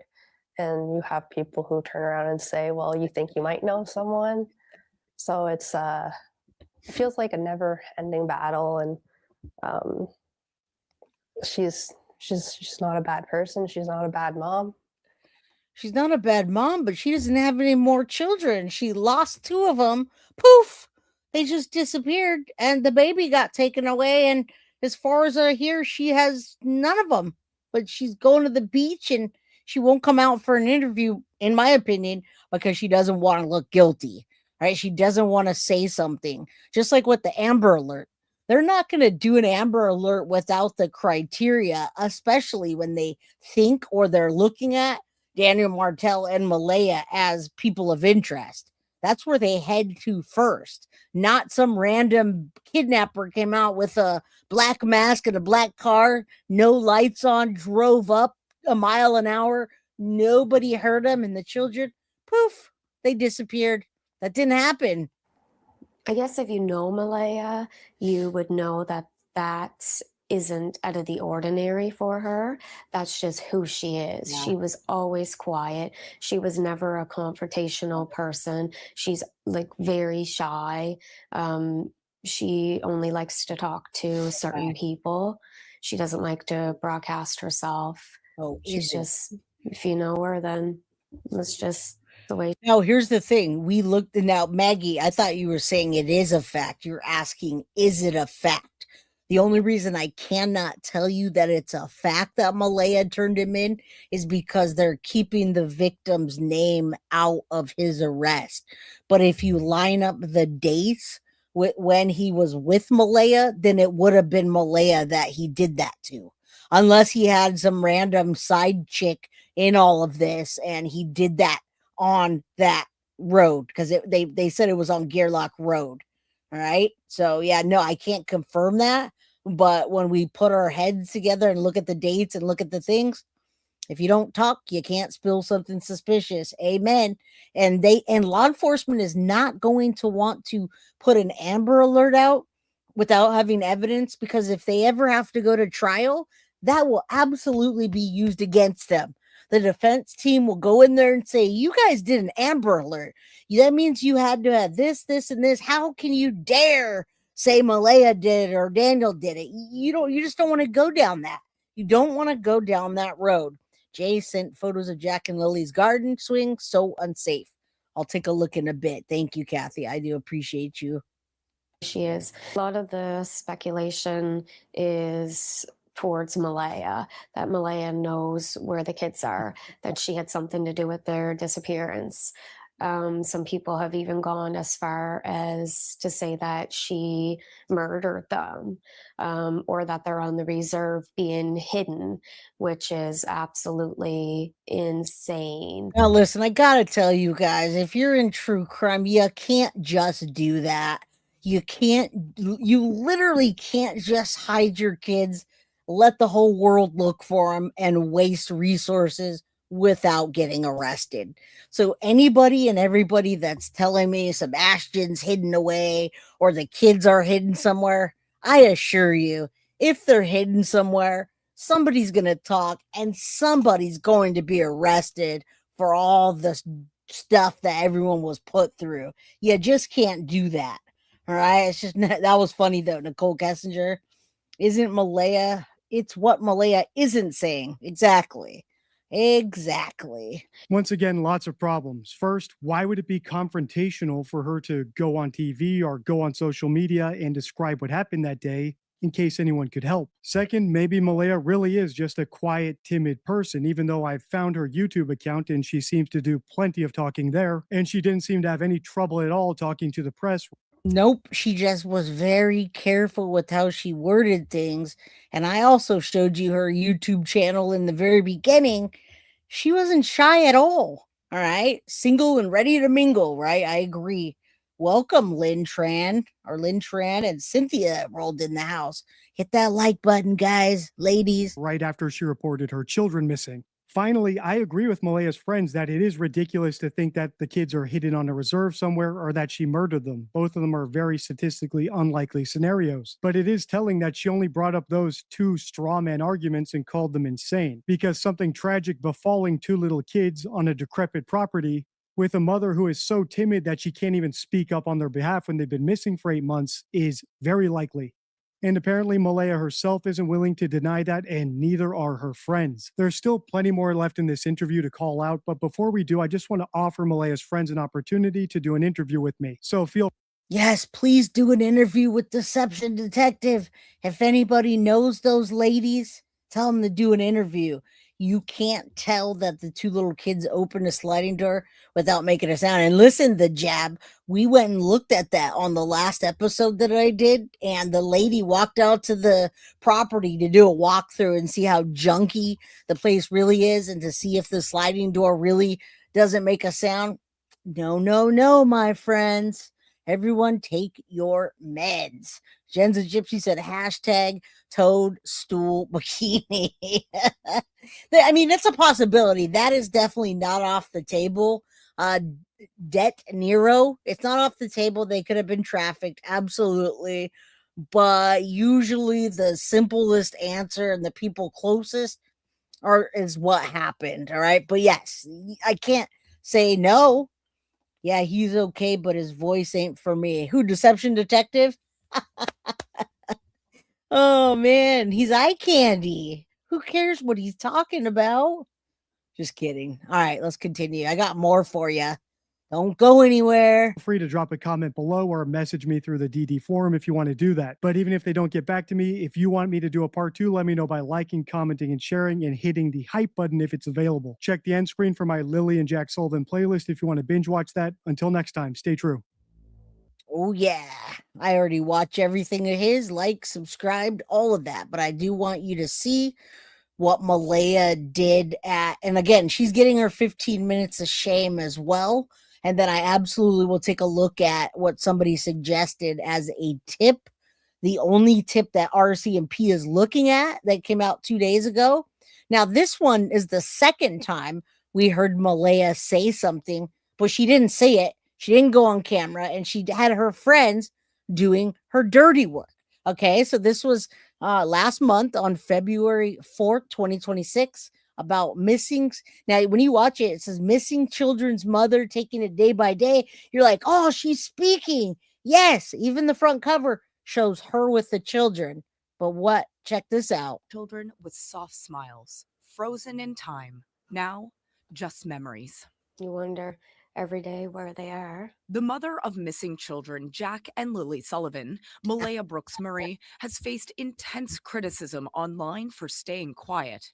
But now, 9 months after the children disappeared, her inner circle is speaking out. Her behavior to a lot of people may seem odd, but until you're in that situation, you really don't know how you would act. Robinson says Brooks Murray hasn't been doing well. She's lost weight, taking it day by day and out of the public. I bet she did lose some weight. I bet she's doing some really messy activities there. What do y'all think? Hit that like button if you just rolled in. Tony, what's up? How you doing? Good to see you. I like Shorty Pie. She just comes on and says, Jay is eye candy. You know how to make me feel better. I still need a haircut, but what's up, Shorty Pie?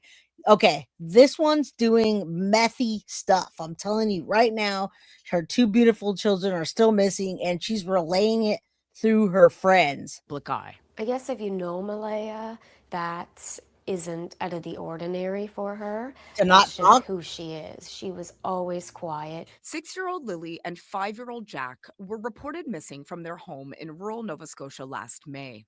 It's a mystery that remains unsolved despite days of... Guys, every time we see their pictures, and I'm not trying to be a jerk about any of that, right? But they look so tiny. And I mean, if the parents don't let them go outside, I would agree because it's junky. Behind them, there's probably nails and splinters and all that stuff. You see all this junk. But then you look at this guy, and it's like he's never been outside. And she looks really thin to me. So he's smaller than this size and she's thin. They took a picture of them eating. Why? To prove that they feed him? I don't get it. Despite days of searches and an extensive investigation by RCMP Major Crimes. Yeah. Brooks Murray's mother says the past 9 months have been torture. Yep. Cindy Murray didn't want to be interviewed on camera, but she told CBC the hardest part for her family is not knowing what happened. It's just a nightmare. I can't describe it. It's mental torture to figure out, like, how come it's taking so long. And then there's Cindy Murray, and she's not showing her face. What is up with that? Now, there's Maleyah's mother. Everybody's there but Maleyah. I just don't get this. It doesn't make sense. All right. You guys 110%. If my cat were missing, I would be more freaked out than they are. And I don't even have a cat anymore. Taking so long. For a year and a half, Brooks Murray lived with her common law partner. Look, he's turning into a werewolf right before your very eyes. And yeah, she did look like she's a little bit more chunkier there. Okay. Daniel Martell in this home with Jack, Lilly, and their baby daughter. As part of the investigation, police asked Brooks Murray and Martell about their relationship.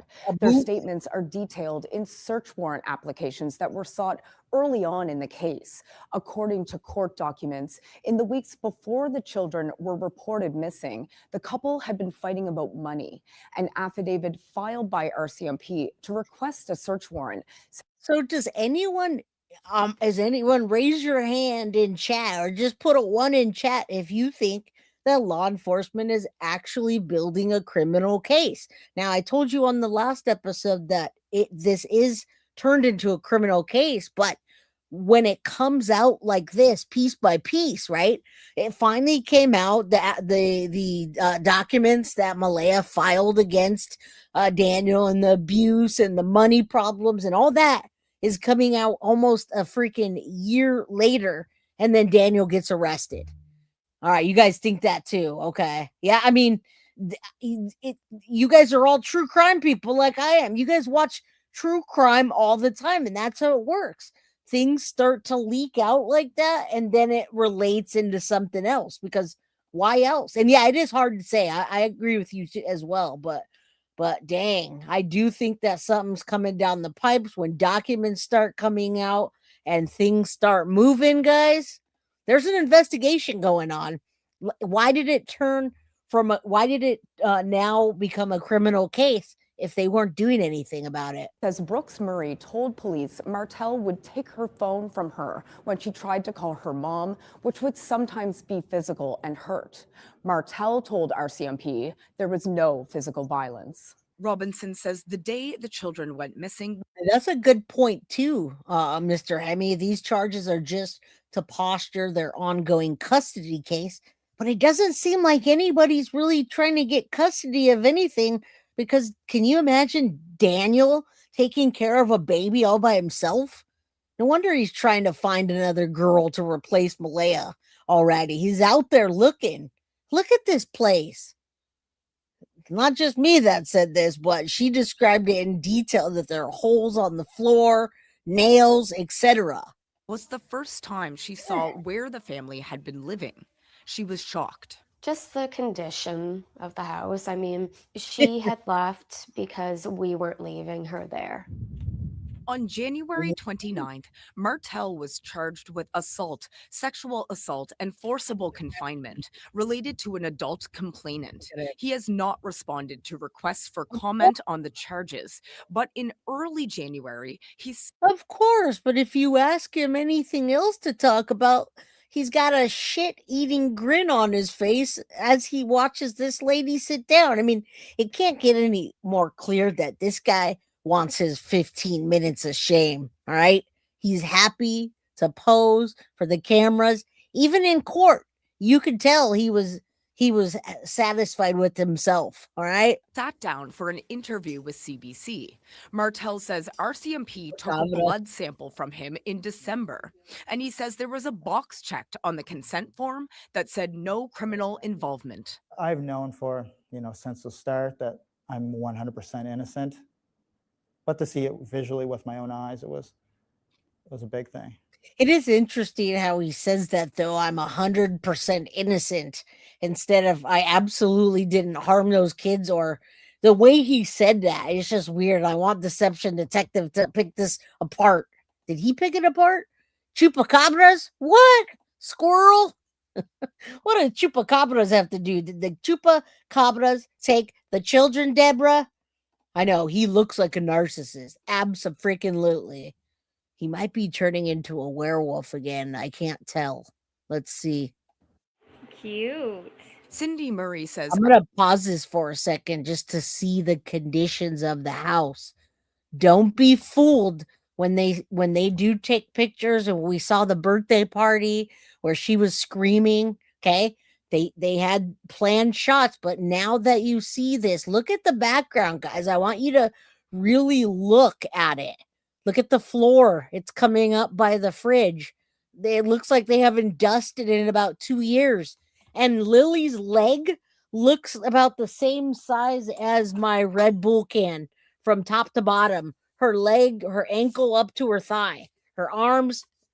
I mean, you can't tell me that they weren't malnourished and in an unsafe environment. Look at that place. I took myself off on accident. Okay, here we go. Just pay attention to this, because there's things that we see again, and then you see it, right? Oh, I didn't catch that the first time. RCMP don't provide many details. Look, he's in his socks on the floor, and what's he stepping in right here? Is that freaking? Are they working on cars in the house? They got oil stains. What is that? What is that? But as time ticks on, it's harder to be patient. And again, that they're checking. And again, that's a really good picture of them to see how they're checking every avenue. Pale and malnourished. That's probably the best picture I've seen, is this one of him. But again, they look thin and pale. Maleyah, you're a bad mom just for even doing that. They got their counter taped up there. Just throw some duct tape on the counter just so it doesn't fall off real quick, right? And don't slam your fingers in those drawers, because they might take them right off. And doing as much as they possibly can. The head of major crimes in Nova Scotia says it's not easy keeping his cards close to his chest, but they have to protect the investigation. As far as I'm concerned, it's not going to be a cold case. This is a case that needs to be solved. So we will pursue every avenue available to us. I hate that he says this, but then he has we want more. And thank you guys for being here. Hello, Melissa. Good to see you. They do. They both looked, one of them looks bruised, but it also looks like he's just tired. Yeah, she's tiny. They're both tiny and really just pale. One love. What's up? I hope your mom's home. Tell your mom Jay says hello. Hello, mama. To ascertain what happened with Jack and Lilly. Ali Thompson, CBC News, Halifax. Look at, he doesn't even, I think they're 4 and 6, so I gotta give him that. He's 4 years old, but boy is he small. He doesn't even look like he can walk up there properly. They're tiny. She's tiny. Ali Thompson, CBC News, Halifax. He's like getting on the bus. Looks like he's struggling to hold that damn backpack. And they're just filming him. All right, there's someone put me to Hidden in the Fog. A witness claimed they may have seen Lily and Jack, and RCMP took the tip seriously. It says, in this video, we listened to a recorded phone call that connected to that report investigators are following up with on months later. Is anyone interested in that, or would you like me to continue with what I was going to do? What I wanted to show you also was Dr. Grande and how he characterizes this entire case. So let me know what you guys want to do. Let's put them back up there for a minute, because they're still missing. You don't have to live the best home. Yeah, you don't have to live in the best home, but you do need to be clean, healthy, and safe, especially when you have small children. I'm not trying to shame anybody that can't afford to have a proper house or fix their whatever, It's not them. Who's not them? The case? All right, Husky Lover, what is up? Good to see ya. All right, pale from vitamin deficiency from not properly eating. Right, yeah, you can be as dirty as you want and whatever, just don't have kids. But remember, they didn't just have those children. They had a baby together, and Daniel has other children. Yes, it's their whole environment. A bunch of freaking mathematicians. All right, I'm going to go Dr. Grande first so I can see what the tip says. while we're doing that. I don't want to bring something up that I have no idea. You guys got to know that when I cover true crime, I hope you guys realize that I do a shit ton of research.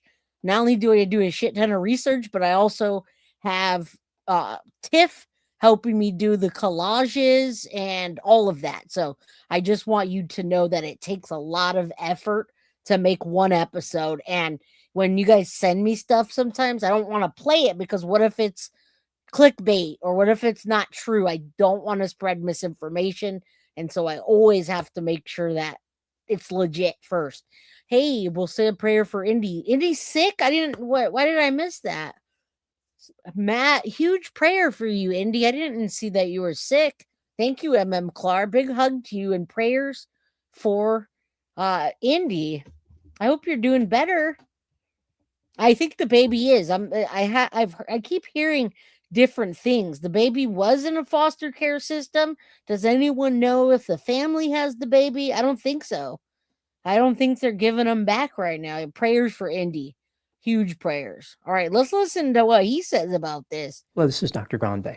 Today I will offer an update on the case of Lilly and Jack Sullivan. He talks First, I'll look at the background of this case, move to the timeline of the incident, then offer my analysis. Lilly Sullivan was born on March 22, 2019. Her brother Jack Sullivan was born on October 29, 2020. The siblings lived in Nova Scotia. Their father, Cody Sullivan, and their mother, Maleyah Brooks Murray, became romantically involved in 2019, but separated in 2022. Maleyah petitioned the court for full custody of the children, and Lilly and Jack had no contact with Cody since then. So Cody's the ex, but the grandmother, why didn't she step in? The only thing that the grandma stepped in to do was to take up for her son and tell us how good he is. That's why, right? And you got to remember, listen, Kelly and Jen's a Gypsy and Sven and Kimberly and Panda Ann, listen to me clearly. Daniel Martell does not want to have those children back to raise. If it weren't for Malehya, if Malehya didn't come back and he was just looking for the children and he had custody of those two and then the baby that they made together, he wouldn't know what to do with himself. He's just trying to make himself look better and he's trying to keep himself involved in the case to find out what they have. He doesn't want those children, and neither does the grandmother. Those aren't even his kids. And I'm not saying that people don't love other people's children, because I certainly do, right? But the thing is that that's just not the case. Panda Ann, having children's a pure sacrifice. You got that, my friend. You have to be willing to do what's right by your kids and put yours on the back burner, what you want. No partying. Yes, amen to that. That's how it goes down. And now neither one of them has any kids. What is she out there doing? At one point, Maleyah became romantically involved with a man named Daniel Martell. In 2023, the family moved into a trailer on Garlock Road in Lansdowne, 16 miles south of New Glasgow. Yeah, Lansdowne is in a rural area of Nova Scotia. It has a population of only 100 and is not frequently visited by outsiders. The residents are generally economically disadvantaged, their homes are in terrible condition, and cell phone service is limited. Many of the residents... I love his perspective on this, by the way. And y'all, I'm about to give 5 memberships. So do me a favor, drop a comment, hit the like button. It gives you a better chance to win a membership, all right? I'm going to gift 5 memberships right now. Make sure your gifting is on. Are related to one another, and their families have been in the area for generations. The property where the trailer sat was owned by Daniel's mother, Jane, property as well. Maleyah was a stay-at-home mom, and Daniel worked at a local sawmill. Daniel referred to himself as the stepfather of Lilly and Jack Sullivan. On December 5, 2023, Maleyah had a daughter named Meadow.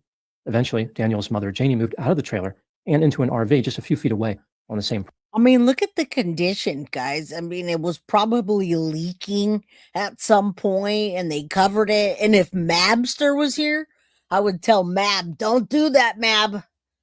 And Mab will know what I'm talking about if he comes in here. Hey, pick me up. What's up, Brian Sutherland? How you doing? You ready to go? Dr. Grande is hysterical. Dr. Grande talks slow, though, so I have to really speed him up. What is this? Is that her exhaust from the AC? Like, at least the kids weren't living in this, but, like, they took the tires off and replaced it with... guys, I don't know. Property. Both the trailer and the RV appear to be in very, poor condition. That is not a place for children to play. Something happened, guys. Something went down. Those kids' bodies were, in my opinion, gone before they ever even picked up the phone to call anyone. Looking at photographs of the property, one could easily confuse it with a pile of trash and debris. Referring to the property as dilapidated would be overly generous. Around the property, there is dense forest, which is extremely difficult to navigate and filled with insects. Lilly and Jack Sullivan attended Salt Springs Elementary, which is 11 miles from their home. They would sometimes show up at school dirty and without adequate clothing for the winter. On December 13, 2024, Jack arrived at school with a black eye. Now moving to the timeline of the incident. On Wednesday, April 30. And there you go. There's the black eye. And again, guys, they kind of look like this a lot. That is a very typical picture of the children. Chapped lips, dark circles, pale and thin. You tell me those kids were being taken care of properly, and they had a little tiny baby sister named Meadow. What happened to her? I saw that motorhome in the movie Prisoners. Oh my goodness. With a black eye. Now moving to the timeline of the incident. On Wednesday, April 30, 2025, 6-year-old Lilly and 4-year-old Jack did not attend school because it was closed for that day. Their mother kept them home on Thursday, May 1, because Lilly had a cough. On this same day, Lilly and Jack were seen in public with family members. On Friday, May 2, 2025, the children were once again kept home from school. Daniel was home on this day as well because the... So do you see what's happening here? We've got now 2 days unaccounted for, right? And maybe they saw maybe the family saw them on Thursday, but hopefully I'm not still frozen, Maggie. Daniel mentioned the bugs a lot, and Janie denied the real deal, the first and dangerous. Of course she did. I've seen 3 different pictures now with Jack having a different black eye, and that's what I'm telling y'all. What is up, everybody? Look at Deception Detective came by to say hi to all the ladies. Make sure you've subbed up to him, and thank you, Deception Detective, for your latest video. We do always look forward to your content over here. We appreciate you. All right, let's go. Sawmill was only giving him 1 shift a week. At about 10 a.m., Maleyah called 911 and indicated that Lilly and Jack were missing from the trailer. Here is what the police found during the course of their investigation. Maleyah and Daniel indicated they were in the bedroom with their 1-year-old daughter, Meadow. Lilly had entered and exited the bedroom a few times, and Jack could be heard in the kitchen. The couple fell asleep. When they woke up at 9:40 a.m., they were not able to hear Lilly or Jack. Maleyah and Daniel started searching for the children furiously. Using Maleyah's SUV, Daniel drove around the area searching, but he did not find them. About 10 minutes later, he returned home and... There's a good possibility, Deception Detective, that I might be able to get an interview. It's worth a shot. Sometimes people will talk to me. You'd be surprised. Well, I know, because that's same with you, right? If my name was Deception Detective, they might not. But I say, hey, it's Jay from GOC. Thank you. That's a great idea. I know. Daniel Martell, I don't think, is going to be doing interviews anymore. And I'm sure that Deception Detective probably tried to reach out to him already. Because remember, he was all over Dolly's channel. He was all over Clutch Them Pearls. He was everywhere. And now he's not. Searched on foot without success. As I mentioned, 911 was called by Maleyah at 10 a.m. Daniel believed the children exited the trailer through a sliding glass door in the back, which operates quietly. After this, they left the property through the back fence. Lily's pink rubber boots and her white backpack were missing, as were Jack's blue dinosaur boots. Daniel's mother, Janie, said that before the children disappeared, she heard them outside. It sounded as though they were on the swings, which were just a few feet from her RV. At one point, there was a period of silence. And that's such a different story than anyone else has said. They all of a sudden they were outside playing on the swings while Maleyah kept going in and out of consciousness of sleep, but they were playing on the swings. Totally different story. Makes no sense. Wasn't Daniel doing court and jail now or soon? He already did CB. And if you go back the very beginning, the first 45 minutes, we show him in court and we talk about Daniel's arrest. Then JD heard Daniel calling the children's names. Daniel said that on the evening before the disappearance, everybody was in the trailer. He had been working on the fence in the backyard. Nothing seemed to be out of the ordinary. The authorities conducted an extensive search of the area, deploying over 160 rescue personnel, as well as helicopters, drones, and dog teams. About 3,000 feet from the trailer, they found a pink blanket, which had been torn. It was on the branches of a spruce tree off Lansdowne Road. near a footprint the size of a child's boot. A similar footprint was found in the driveway 50 feet or so from the trailer. Initially, Daniel said the blanket did not belong to Lilly, but later he changed his story, saying that he found part of the All right, let's in case because some of you guys may have rolled in and are like, "What the hell are you talking about, Jay? Has it been since the allegations of SA that he's clammed up?" Absolutely, because he just had an interview the week before we found out about his arrest. He was over there interviewing and smiling at all the ladies. So yes, once those charges came, before that, he started to simmer down and stay off of people's channel because they were calling him a liar already. Yeah, I mean, I would imagine the lawyer telling him to shut the F up at this point. All right, you say she's under witness protection. That's interesting.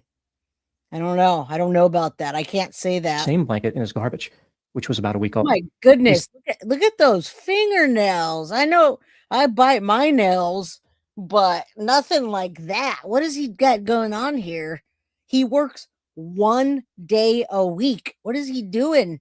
What kind of activities is he doing? Saying that he found part of the same blanket in his garbage, which was about a week old. He suggested that the blanket found on the tree had been taken from his garbage and planted. On May 5, the police stated they did not find any evidence of an abduction. They believed that Lilly and Jack had wandered away. On May 7, 2025, the police scaled back the search operation. They had thoroughly searched a 2.1 square mile. Now think about this, guys. Be realistic. Y'all are realistic people. If this happened, okay, if this happened exactly how they said, they woke up at 8:39, in and out of sleep. They didn't hear the door. Grandma hears them playing on the swings. Did you see how many people and how big of a search effort that was to find the children? They disappeared from this planet. That tells you, yeah, make it make sense. There is no sense to be made out of that. They were not found, and they did a thorough search for days and days. No bodies were found, and the only evidence that was found was possibly planted by what? Yeah, I mean, sir, that story could not physically have happened unless there's unless we're in the Bermuda Triangle, and when you get to that Bermuda Triangle, things just disappear. Nah, that didn't happen. It didn't happen. There's no way it could have happened. Area without success. On May 8, a neighbor made a report to the police indicating they had information that may be relevant to the case. The neighbor said that between midnight and 5 a.m. on the night of the disappearance, they heard the same loud 5-speed car come and go from Daniel's. And I'm telling you, they lie about the sound of the cars coming and going. Daniel's mom says one thing, they say another. I believe those neighbors, and I believe bodies and things were being removed that night. All right, there's no way that happened, or the children would have been found. Their bodies would have been found had they just wandered away. Trailer about 6 times. At the time I'm making this video, Lilly and Jack Sullivan remain missing. The police continue to investigate the disappearance. Some people believe that Daniel was involved in the disappearance. For instance, there have been many videos on social media implying that he was responsible. Daniel has received Facebook messages calling him a child killer and asking, where are the bodies? Daniel is not happy about all the negative attention. He said that people stare at him and give him dirty looks when he is in public. According to Daniel, one time a salesman snatched a vehicle key from his hand and walked away upon realizing that he was the stepfather of the missing children. Daniel continued. Oh, wait until now that he's got his 15 minutes of shame. You guys know what he got arrested for, right? I hope you guys heard that in the beginning. If you didn't, let me know and I'll tell you the charges that you missed that he has. He used to maintain that he had nothing to do with the disappearance. Now moving to my analysis. Here are my thoughts on a few areas that stood out to me in this case. Item number 1. In many ways, one could argue that Daniel is not a well-adjusted or productive individual. He allegedly failed to file his taxes before the April 30, 2025 deadline, which meant that a $1,900 per month child benefit check from Canada was discontinued. Despite his apparent financial difficulties, he denied having money problems and told friends that he was getting into investing. Various people claim that Maleyah made statements critical of Daniel. Investing into his activities, you say? Sven, the kid's inner clock would let them get up like usual. They will wake up easily near that time. What parent stays in bed during that time? They could hurt themselves simply being unsupervised, and especially in that area. Okay, you missed it. I think One Love missed it. Y'all meandered in early. So Daniel Martell, guys, Daniel Martell was arrested January 26th of 2026 on charges unrelated to the disappearance of Jack and Lily. He's facing charges of, well, sexual assault, or what we call SA, assault, and forcible confinement involving an adult.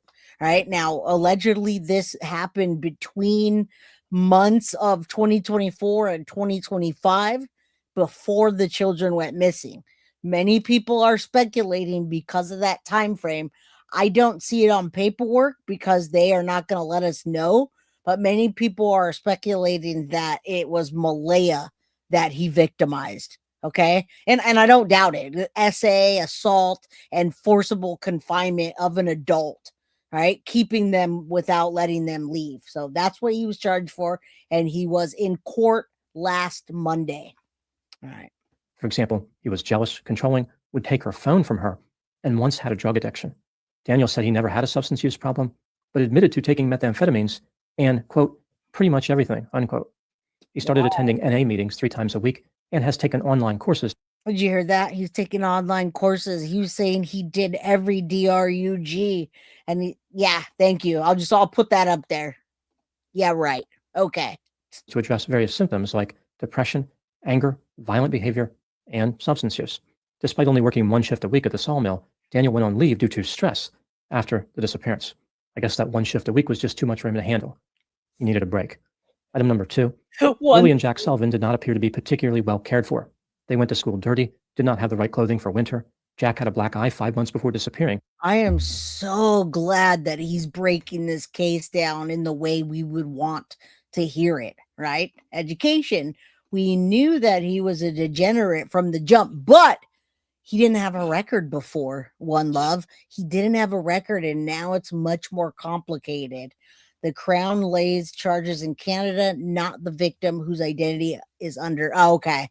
Yeah, it is under. The identity is hidden. So we actually don't know. I can only speculate. All right. Now I understand what you mean. All right, let's continue. And according to Daniel, Lily had a black eye when she disappeared. A few months before the children went missing, a social worker visited the trailer over concerns the children were developmentally delayed. Maleyah said both children had autism spectrum disorder, but they had never been diagnosed. Item number 3. Right after the disappearance, Maleyah blocked Daniel on social media and changed her status on Facebook to single.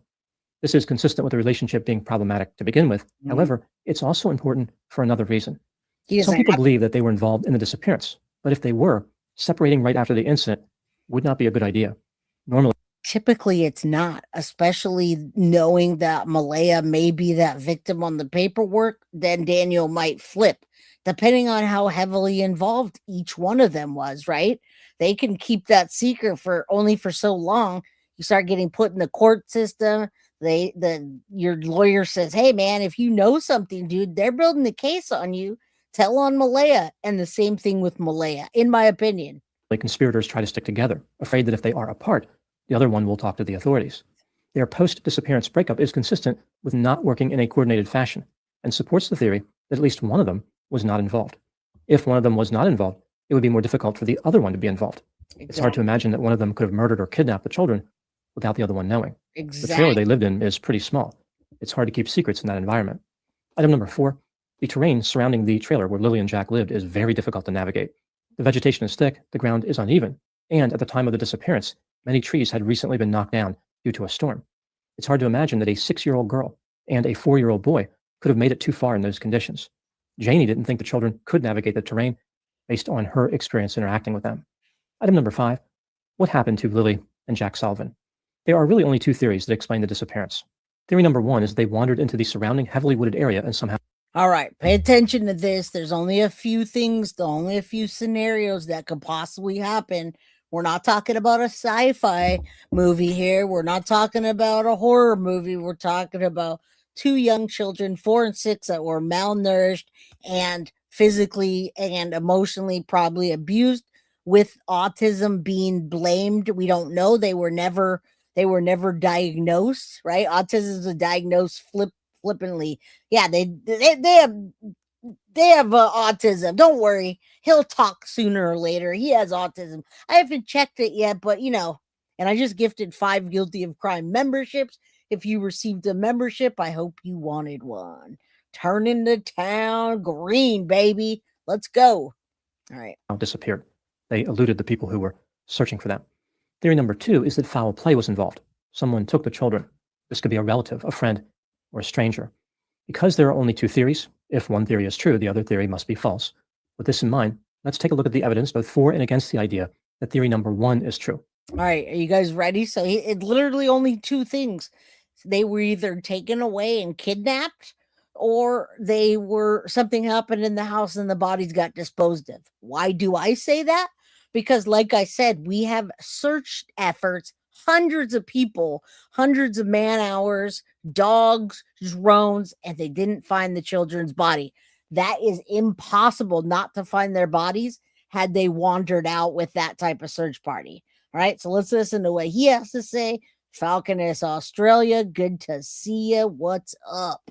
All right. So there's 2 theories. The children wandered into the woods and no one else was involved. I'll start with the factors that support this theory. Maleyah and Daniel said the children had walked away from the trailer. Janie's story is consistent with this theory as far as what she heard and when she heard it. The police said there were no signs of foul play.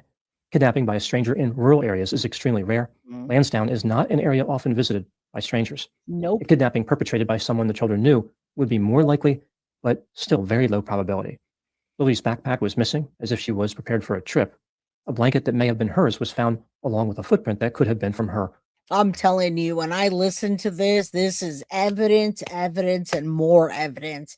I believe it was planted. I believe the way the backpack was taken, they must have used the backpack to throw away any evidence. I'm telling you, even the fact that they found a piece of a blanket and a boot print later on, that's odd. Sam Lamb, welcome to the Crime Crew official.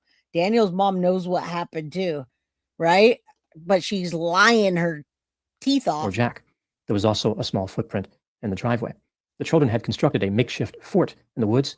They must have been at least somewhat comfortable spending time in the forest. Right. One would think that children would be afraid to wander into a forest, but maybe Lily and Jack were not concerned. The car the neighbor heard in the area does not match the time frame put forth by Maleyah, Daniel, and Janie.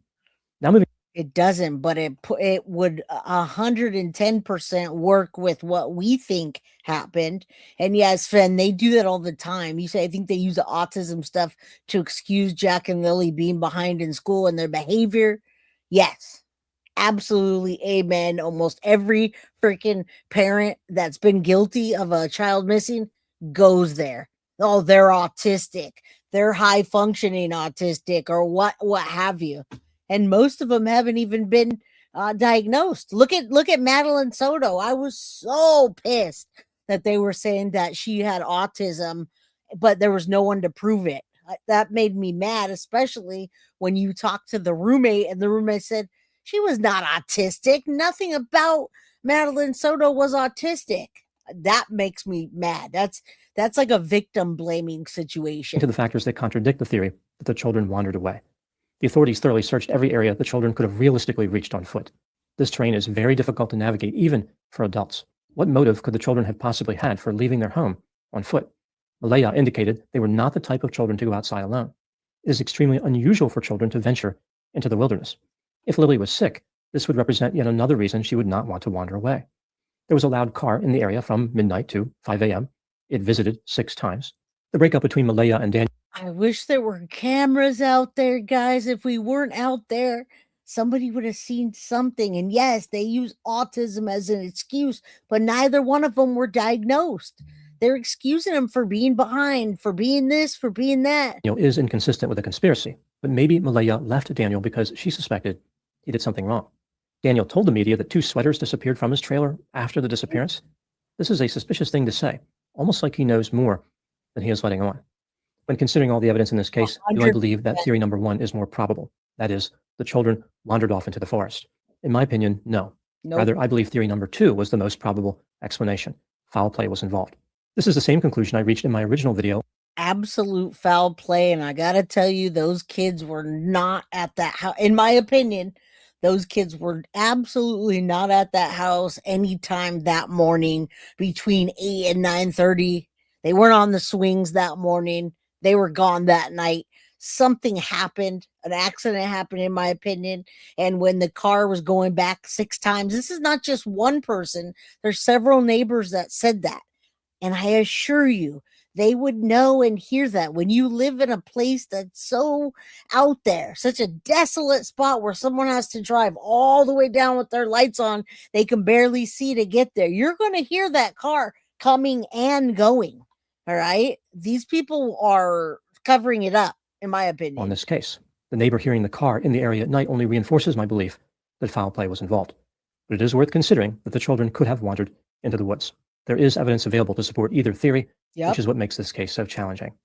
No matter which theory is correct, one thing is for certain. The way Lansdowne is described is consistent with a horrible existence. Everybody is related to one another, insects are everywhere, they're surrounded by a dense forest, drug use is elevated in the area, and the homes look like they belong in the apocalypse. Lansdowne could serve as the filming location for the Canadian version of the movie Deliverance. Now moving to my final thoughts. Sometimes mysterious cases catch on as far as social media. A large number of content creators focus on the case and put out a staggering quantity of meaningless videos. They do not really have anything to say. And that's what we try not to do. I believe somebody said last week or this week, I don't know, that Guilty of Crime has the most comprehensive coverage. We don't come on here just to spend 2 hours and tell you one thing when you walk away. We want you to know everything and the facts. And if they're not facts, it's in our opinion. Now, Maggie, the baby was taken away because of the circumstances. Daniel and Maleyha made that baby, and they were fighting custody while 2 children were missing, and Maleyha dipped. So they just said, we'll figure this out later. Screw this. Stacy says, thanks for the humor and sharing your time. Good info. Thank you, Stacy. I appreciate that. Yeah, we're not going to just come on here and when you walk away, or what was the video about? I don't know. Jay said something about her cat. Okay, bye. All right, thank you. I appreciate that. I do. All right, let's continue. Let me see, Cassandra. The least talked about people in the case, Maleyha's brother, Daniel's brother, and the bus driver's brother. Everyone got their eye on the main suspects, but there's a web of dodgy supporting players, and I agree. I couldn't agree more. All right? Definitely. Yes, justice for Madeline Soto. Hashtag arrest Jen Soto. Damn, man, I can't believe she's still out there on the streets just living her best life. No children. Like no new information, and certainly no analysis. They keep on producing empty content because the interest level is so high. Many of these videos simply recycle images and video segments from the media with no content creator actually appearing on camera. They are faceless videos. They have titles that are supposed to be catchy, like Major Breakthrough, Body Discovered, and Shocking New Evidence. But the only thing they really accomplish is the dissemination of disjointed, incomplete, nonsensical, unnecessary. Yeah, you guys be careful with that. There's a lot more creators that are just using AI to put these videos together, and they're not true at all. It's just clickbait. Janet Rawlings, thank you for being a member for 13 months. I have to sift through YouTube very often to find out what's happening and then cross-reference it with the news, etc. All right, I agree with the Cassandra Complex. Thank you for being a member for 13 months, by the way. I know. Don't get me started either. We're almost done, and I don't want to be here another hour. Necessary, inaccurate, poorly organized, and very boring videos. The same phenomenon has played out in other high-profile cases like Chris Watts, Summer Wells, Gabby Petito, and the Johnny Depp Amber Heard defamation trial. It's like these bizarre cases are surrounded by an ocean of noise, trying to drown out any meaningful dialogue or any thoughtful analysis. In the case of Lilly and Jack Sullivan, one can only hope that the flood of poorly crafted videos does not mislead the public or distort the truth with misinformation. Those are my thoughts on the case of Lilly and Jack Sullivan. Thank you so much for watching. I'll talk to you soon. All right. That's awesome. All right, real quick. I should have left that up for you guys to see. We're twins, Clementine said. I want you guys to look at this really quickly. Not an image file. Take a look at this just because you guys could go check it out for yourself. There's an RC&P tip. I heard nothing about this.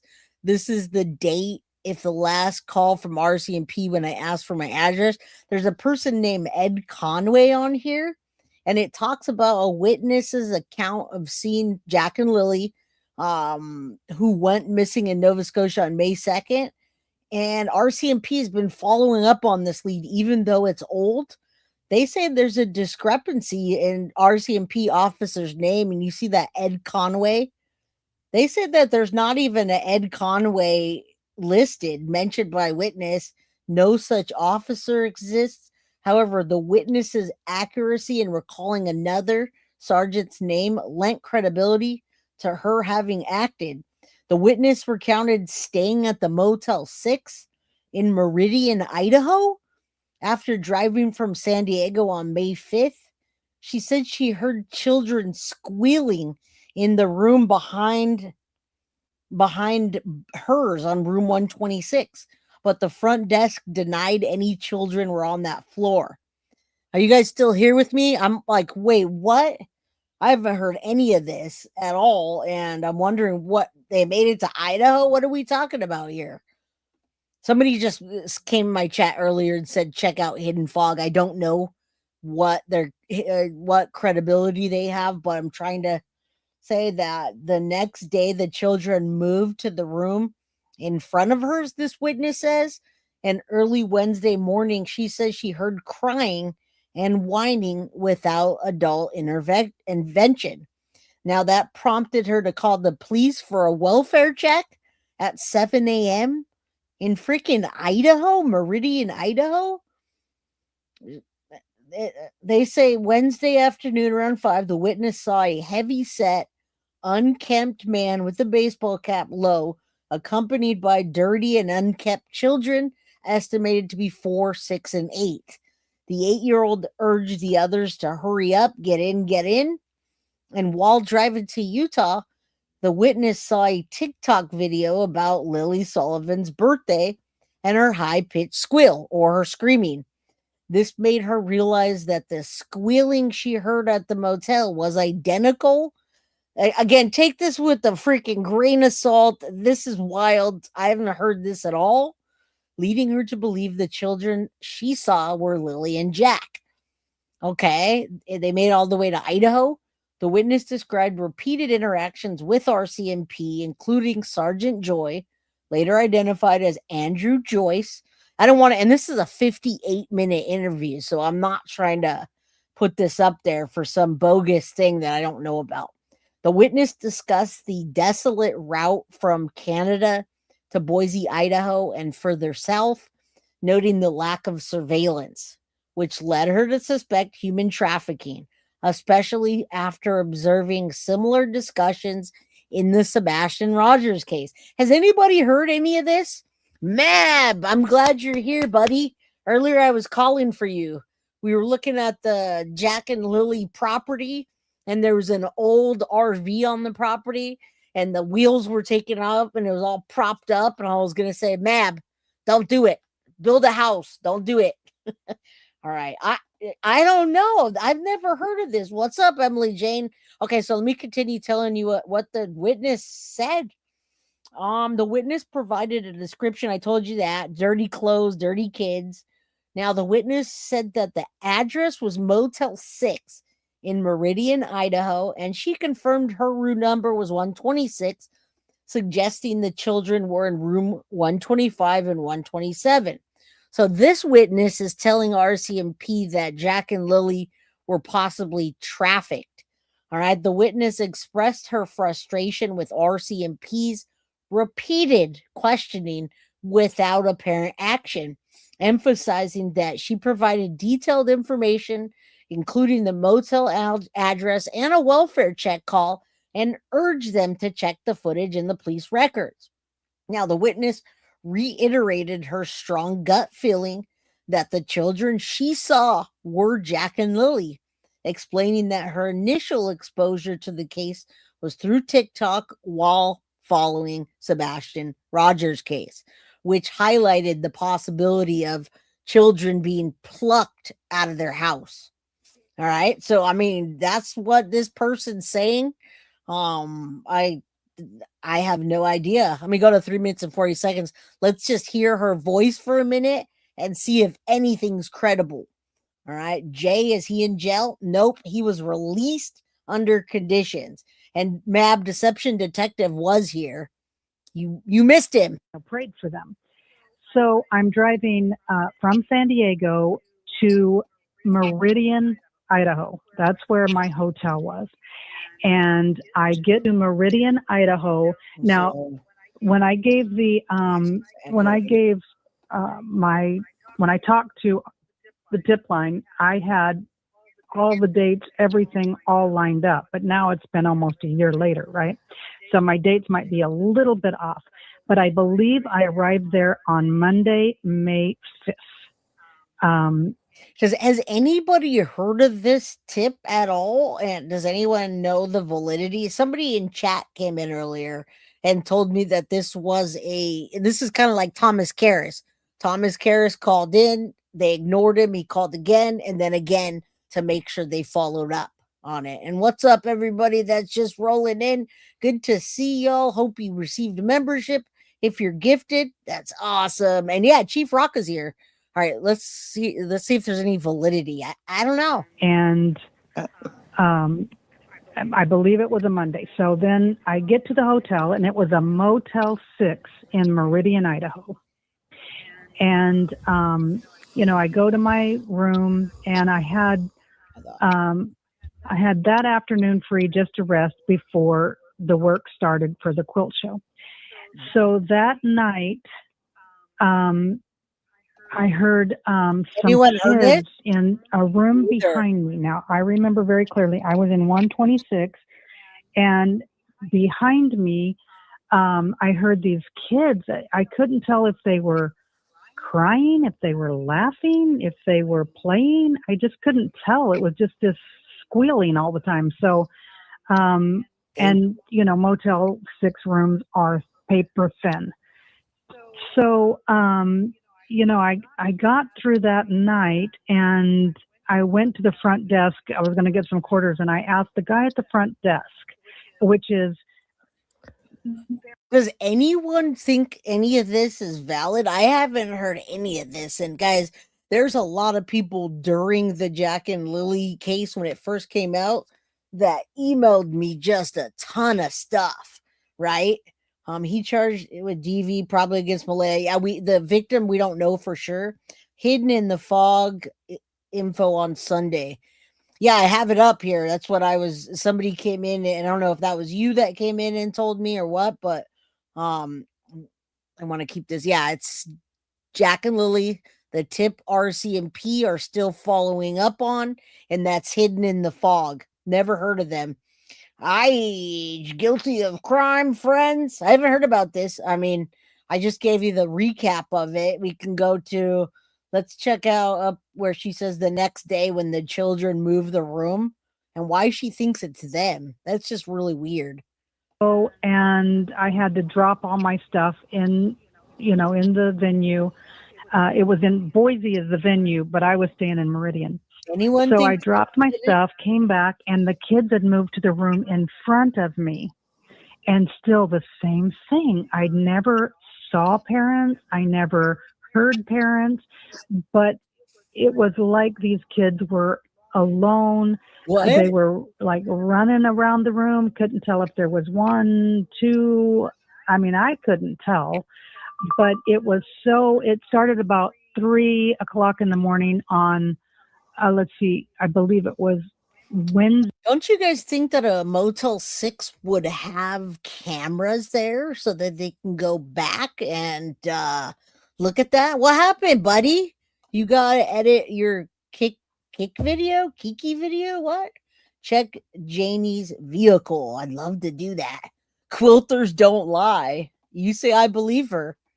Then there's your other alternative possibility. They were trafficked, but this was on May 5th, guys. This lady, if you guys just rolled in, I gave you the whole lowdown. This is a witness that contacted RCMP and actually made sure they called in a tip This was from May 5th. She says she heard children squealing in the room behind her in 126, and then they moved. But remember, Jack and Lily went missing on the 2nd, so it would give them enough time to drive from there to there. I don't know. Day morning now. I went and dropped my stuff Tuesday, and then that night, you know, I was feeling in my gut. I'm like, oh, I hope these kids are being taken care of.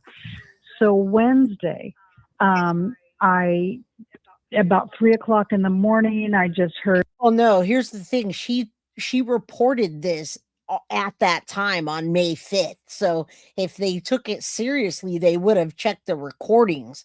That's what this video says. It says she called in a tip, and it's the only one that they took serious, and they're revisiting. This crying, and it was uncomfortable, and I just couldn't tell if it was, you know, I didn't hear any adults saying it's okay, go back to sleep. It was kind of weird. I couldn't tell if it was crying or whining. I didn't know what it was. So, I had to call the police. I'm like, you know, to do a welfare check. I'm like, these kids, I don't know.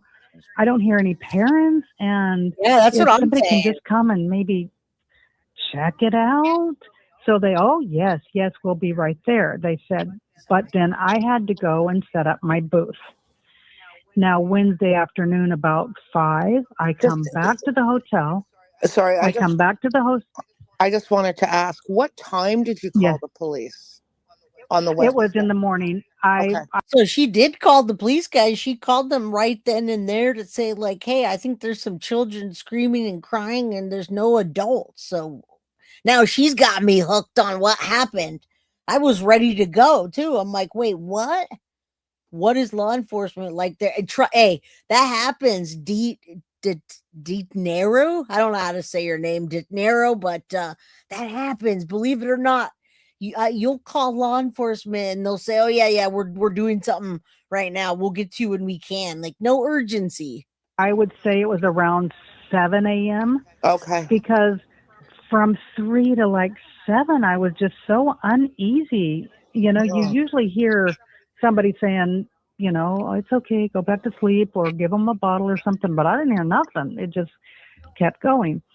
So I did call the police to do a welfare check. They agreed with me. She even gave a description, guys. She's given a description of and this is not obviously Maleyah or Daniel, but it's a description of a man. Yes, we'll be out.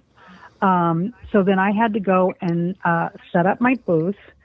So I did. I arrived back to the hotel around 5. And when I turned the corner, so you come through the doors of the hotel, there's the office, and then you turn just a little bit of a corner, and there was their room and then my room. And I saw this heavy-set man. His hat was down kind of like really low onto his eyes, very unkempt, and I saw these 3 kids. 2 of them, now I wasn't thinking about Jack and Lily at the time. See, that's what bothers me, is because it's like, you know, people want to help and they want to insert themselves into it. And the third child could have been the man's child. It could have been another kid. I mean, we just don't know. We don't even know who the 2 were. I'm just wondering, like, how serious this is taken. And it came out 2 days ago. This video came out 2 days ago, but this happened. She called law enforcement on the 5th. I don't know. I'm listening to it with you. I read the description. I don't see anything, but I know she's frustrated. She gave them the description. She called multiple times. I was just kind of shocked at how nasty these kids were. But there was definitely like a 4, a 6, and then an 8-year-old kid. And the guy was trying to find his keys, and he didn't want me to see his face, obviously. And since I had called for a welfare check, I was like, oh, okay, you know. So I turned the corner. 100%. It was very uncomfortable. And then the 8-year-old said, hurry up, get in. Like that, the 8-year-old said that. So I'm like, Okay, well, that was weird. But when I saw how nasty these kids were, hair all in their face, kind of like greasy like. I mean, you don't see kids these days look like that, right? So I went, went to sleep that night, and I was just praying for these kids. I'm like, well, I've done everything. And I was in so much shock because I said, that is the high-pitched squeal I have been hearing this whole time, this whole week. And that's when my whole body was just shaking. I'm like, I just can't. If I were law enforcement, and yes, poor kids, the kids that she actually did see. But it's interesting how she thought of all of this and then didn't realize or think of anything until she saw a TikTok video, and then she heard a kid screaming. Kids scream. I can't tell a kid scream from anything else. So, is this a possibility? Nothing's off the table at this point. That's what I've been hearing. I couldn't tell. Are they laughing? Are they crying? Are they... Or, I couldn't tell if it was one, it was two, because it was all the same kind of high-pitched squeal. So right away, I called that tip line. Now, mind you, I'm driving, but everything was fresh in my mind. Even the hotel worker that said, oh, we don't have any kids on this floor. I'm like, you don't hear that? How do you not know there's kids on this floor? We're like, the office is here, and you step out, and there's our door. And so, anyway, so I reported to the tip line, and they took all. And you guys got to know that when you report something to a tip line, it can take weeks, even months to get to. What's up, Dale? Good to see ya. We're just looking up possibilities here. I did not think, and I even looked up and originally like how typical trafficking would be in that area. But it depends on who's doing it. Very strange. A man with 3 kids in a motel without a woman. Yeah. And she's saying that when she saw him on TikTok, she got the information. I had dates, times, everything was so fresh on my mind. And then shortly after that, there was a sergeant that called me. And again, I gave all the information. The first time it was very, very fresh on my mind. Okay. Last year, when the same Sergeant Joy, I believe her name was, called me back, and she took the same information. And I said, well, but she kept saying, well, it says right here, it's a Quality Inn. I said, well, Hey, Ariel, welcome. How you doing? Hit that like button. Yeah, I'm not sure about this. I don't know, but I guess it's better to hear about it than not. This is odd. Now, she says that she called them and nothing happened, but then a year later, she called back. What? It's a remodel because it was a Motel 6. I gave them the address. I gave them everything. And she kept saying, so if that's true and they're traffic guys, they're long gone. If that's trafficking is everywhere, but statistically there's places that have larger areas. You gotta dig. Yeah, this was a year later at this point that she called, and the hotel had changed. Let's see what she says. Hold on. She says let's actually talk about the witness description of the man. All right, press play. Going back into my memory, I believe that the man had jeans. Mm-hmm. I know. That's what I'm saying. A ball cap, a dark, dirty ball cap. His hair was kind of coming out of the ball cap, and I could see it was sweaty. It was dirty. I was shocked at the state of at least the 2 little ones and the man. It kind of seemed like, just trying to go back into my memory, kind of seemed like the 8-year-old wasn't as dirty as the other 2. And I feel like the 2 little ones had on shorts.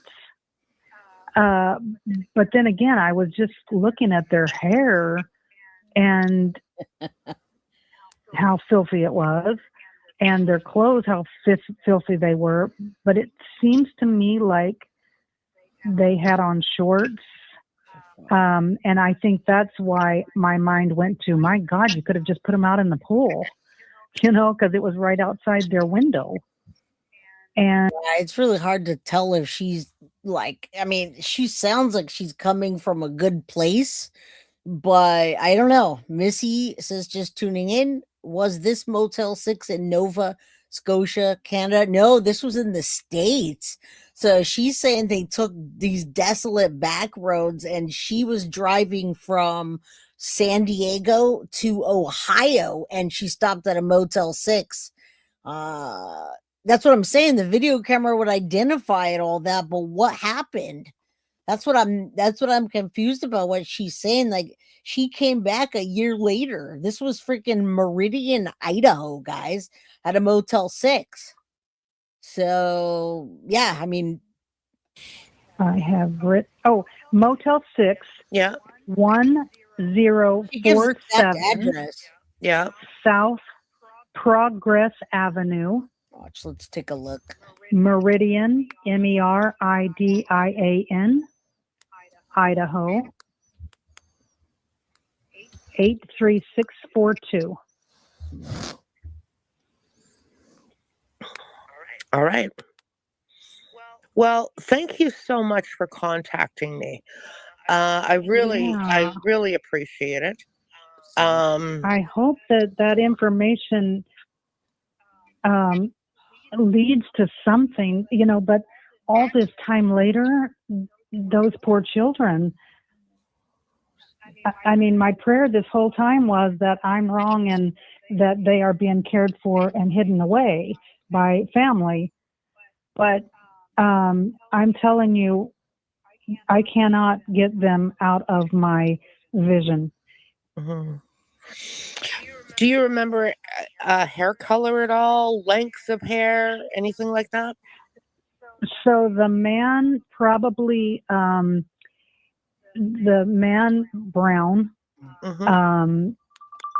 greasy, like I said, probably just a little over his ears, but remember he had a baseball cap on, right. and the 8-year-old, it seemed to me like he had a brown again. And I wonder if she would even realize the age, knowing that they're all malnourished. Now, I looked up she didn't say anything about them being like real pale.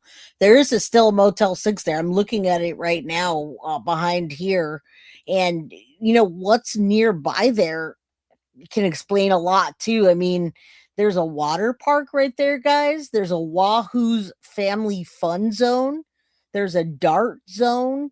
Banbury Golf Club, Boise Art Museum, Roaring Springs Water Park. I mean, it's a lot of, that's where people would take their kids. So, I mean, I don't know. I don't know how valid this is. It's interesting and it's still there. Yeah, it's still there. I mean, possibly, but how is it that how would they be communicating? How would Maleyah and Daniel communicate with these said traffickers? Law enforcement's already checked their electronics, so to speak. So what? There was a quilting show on 8th to 10th in May. Okay. All right. Well, then she was at the quilting show. Either way, thank you. Prayers for the babies. You got that right. All right, let's continue. We're kind of skipping through the parts, but it gives you another theory to think about. It's not off the table. And his hair was a boy cut. And then the two little ones, I just know that their hair was in their face, their clothes were filthy, and the only way I could describe every time I tried to describe them was just very unkept. Okay. And brown. I know, that's what I'm saying, Synth. There's so many things over there. Okay. Hey, more. All right. Well, I hope I hope they're found. I mean, feeling. And I kind of like true crime on TikTok. You know, I listen to stories, but I think I got hooked on the Sebastian Rogers case.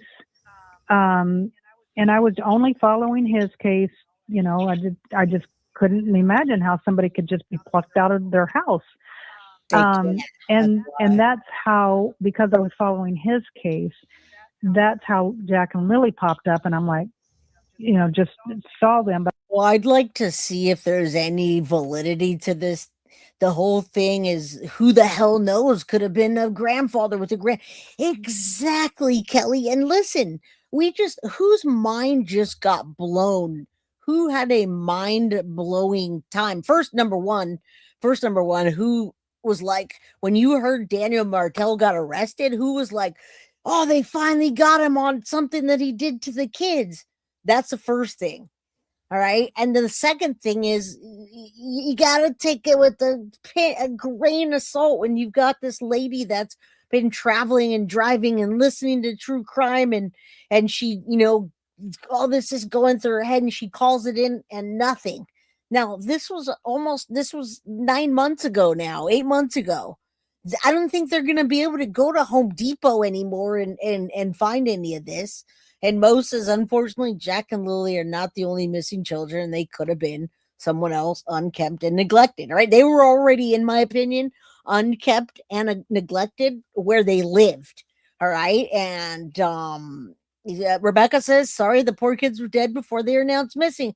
I agree 110%. I mean, I'm looking at this and I gotta say, you know, I've seen stuff like that too, where, you know, we stop at some random place and there's weird people there, etc. But when I look at a place like this, when I look at this, this is Motel 6 on Kayak. Okay, this is where she says it would be, in Meridian, Idaho, on South Progress Avenue. You can see it right there. And you got children's museums and fun zone and Top Golf. And I mean, this is like the heart of everything. What would a trafficker, I don't know. It just seems more likely that some man that she just didn't see the wife and the husband, they were just doing their thing on vacation. Maybe they were driving. Maybe they had come back from the golf course or something and they were dirty. Who knows?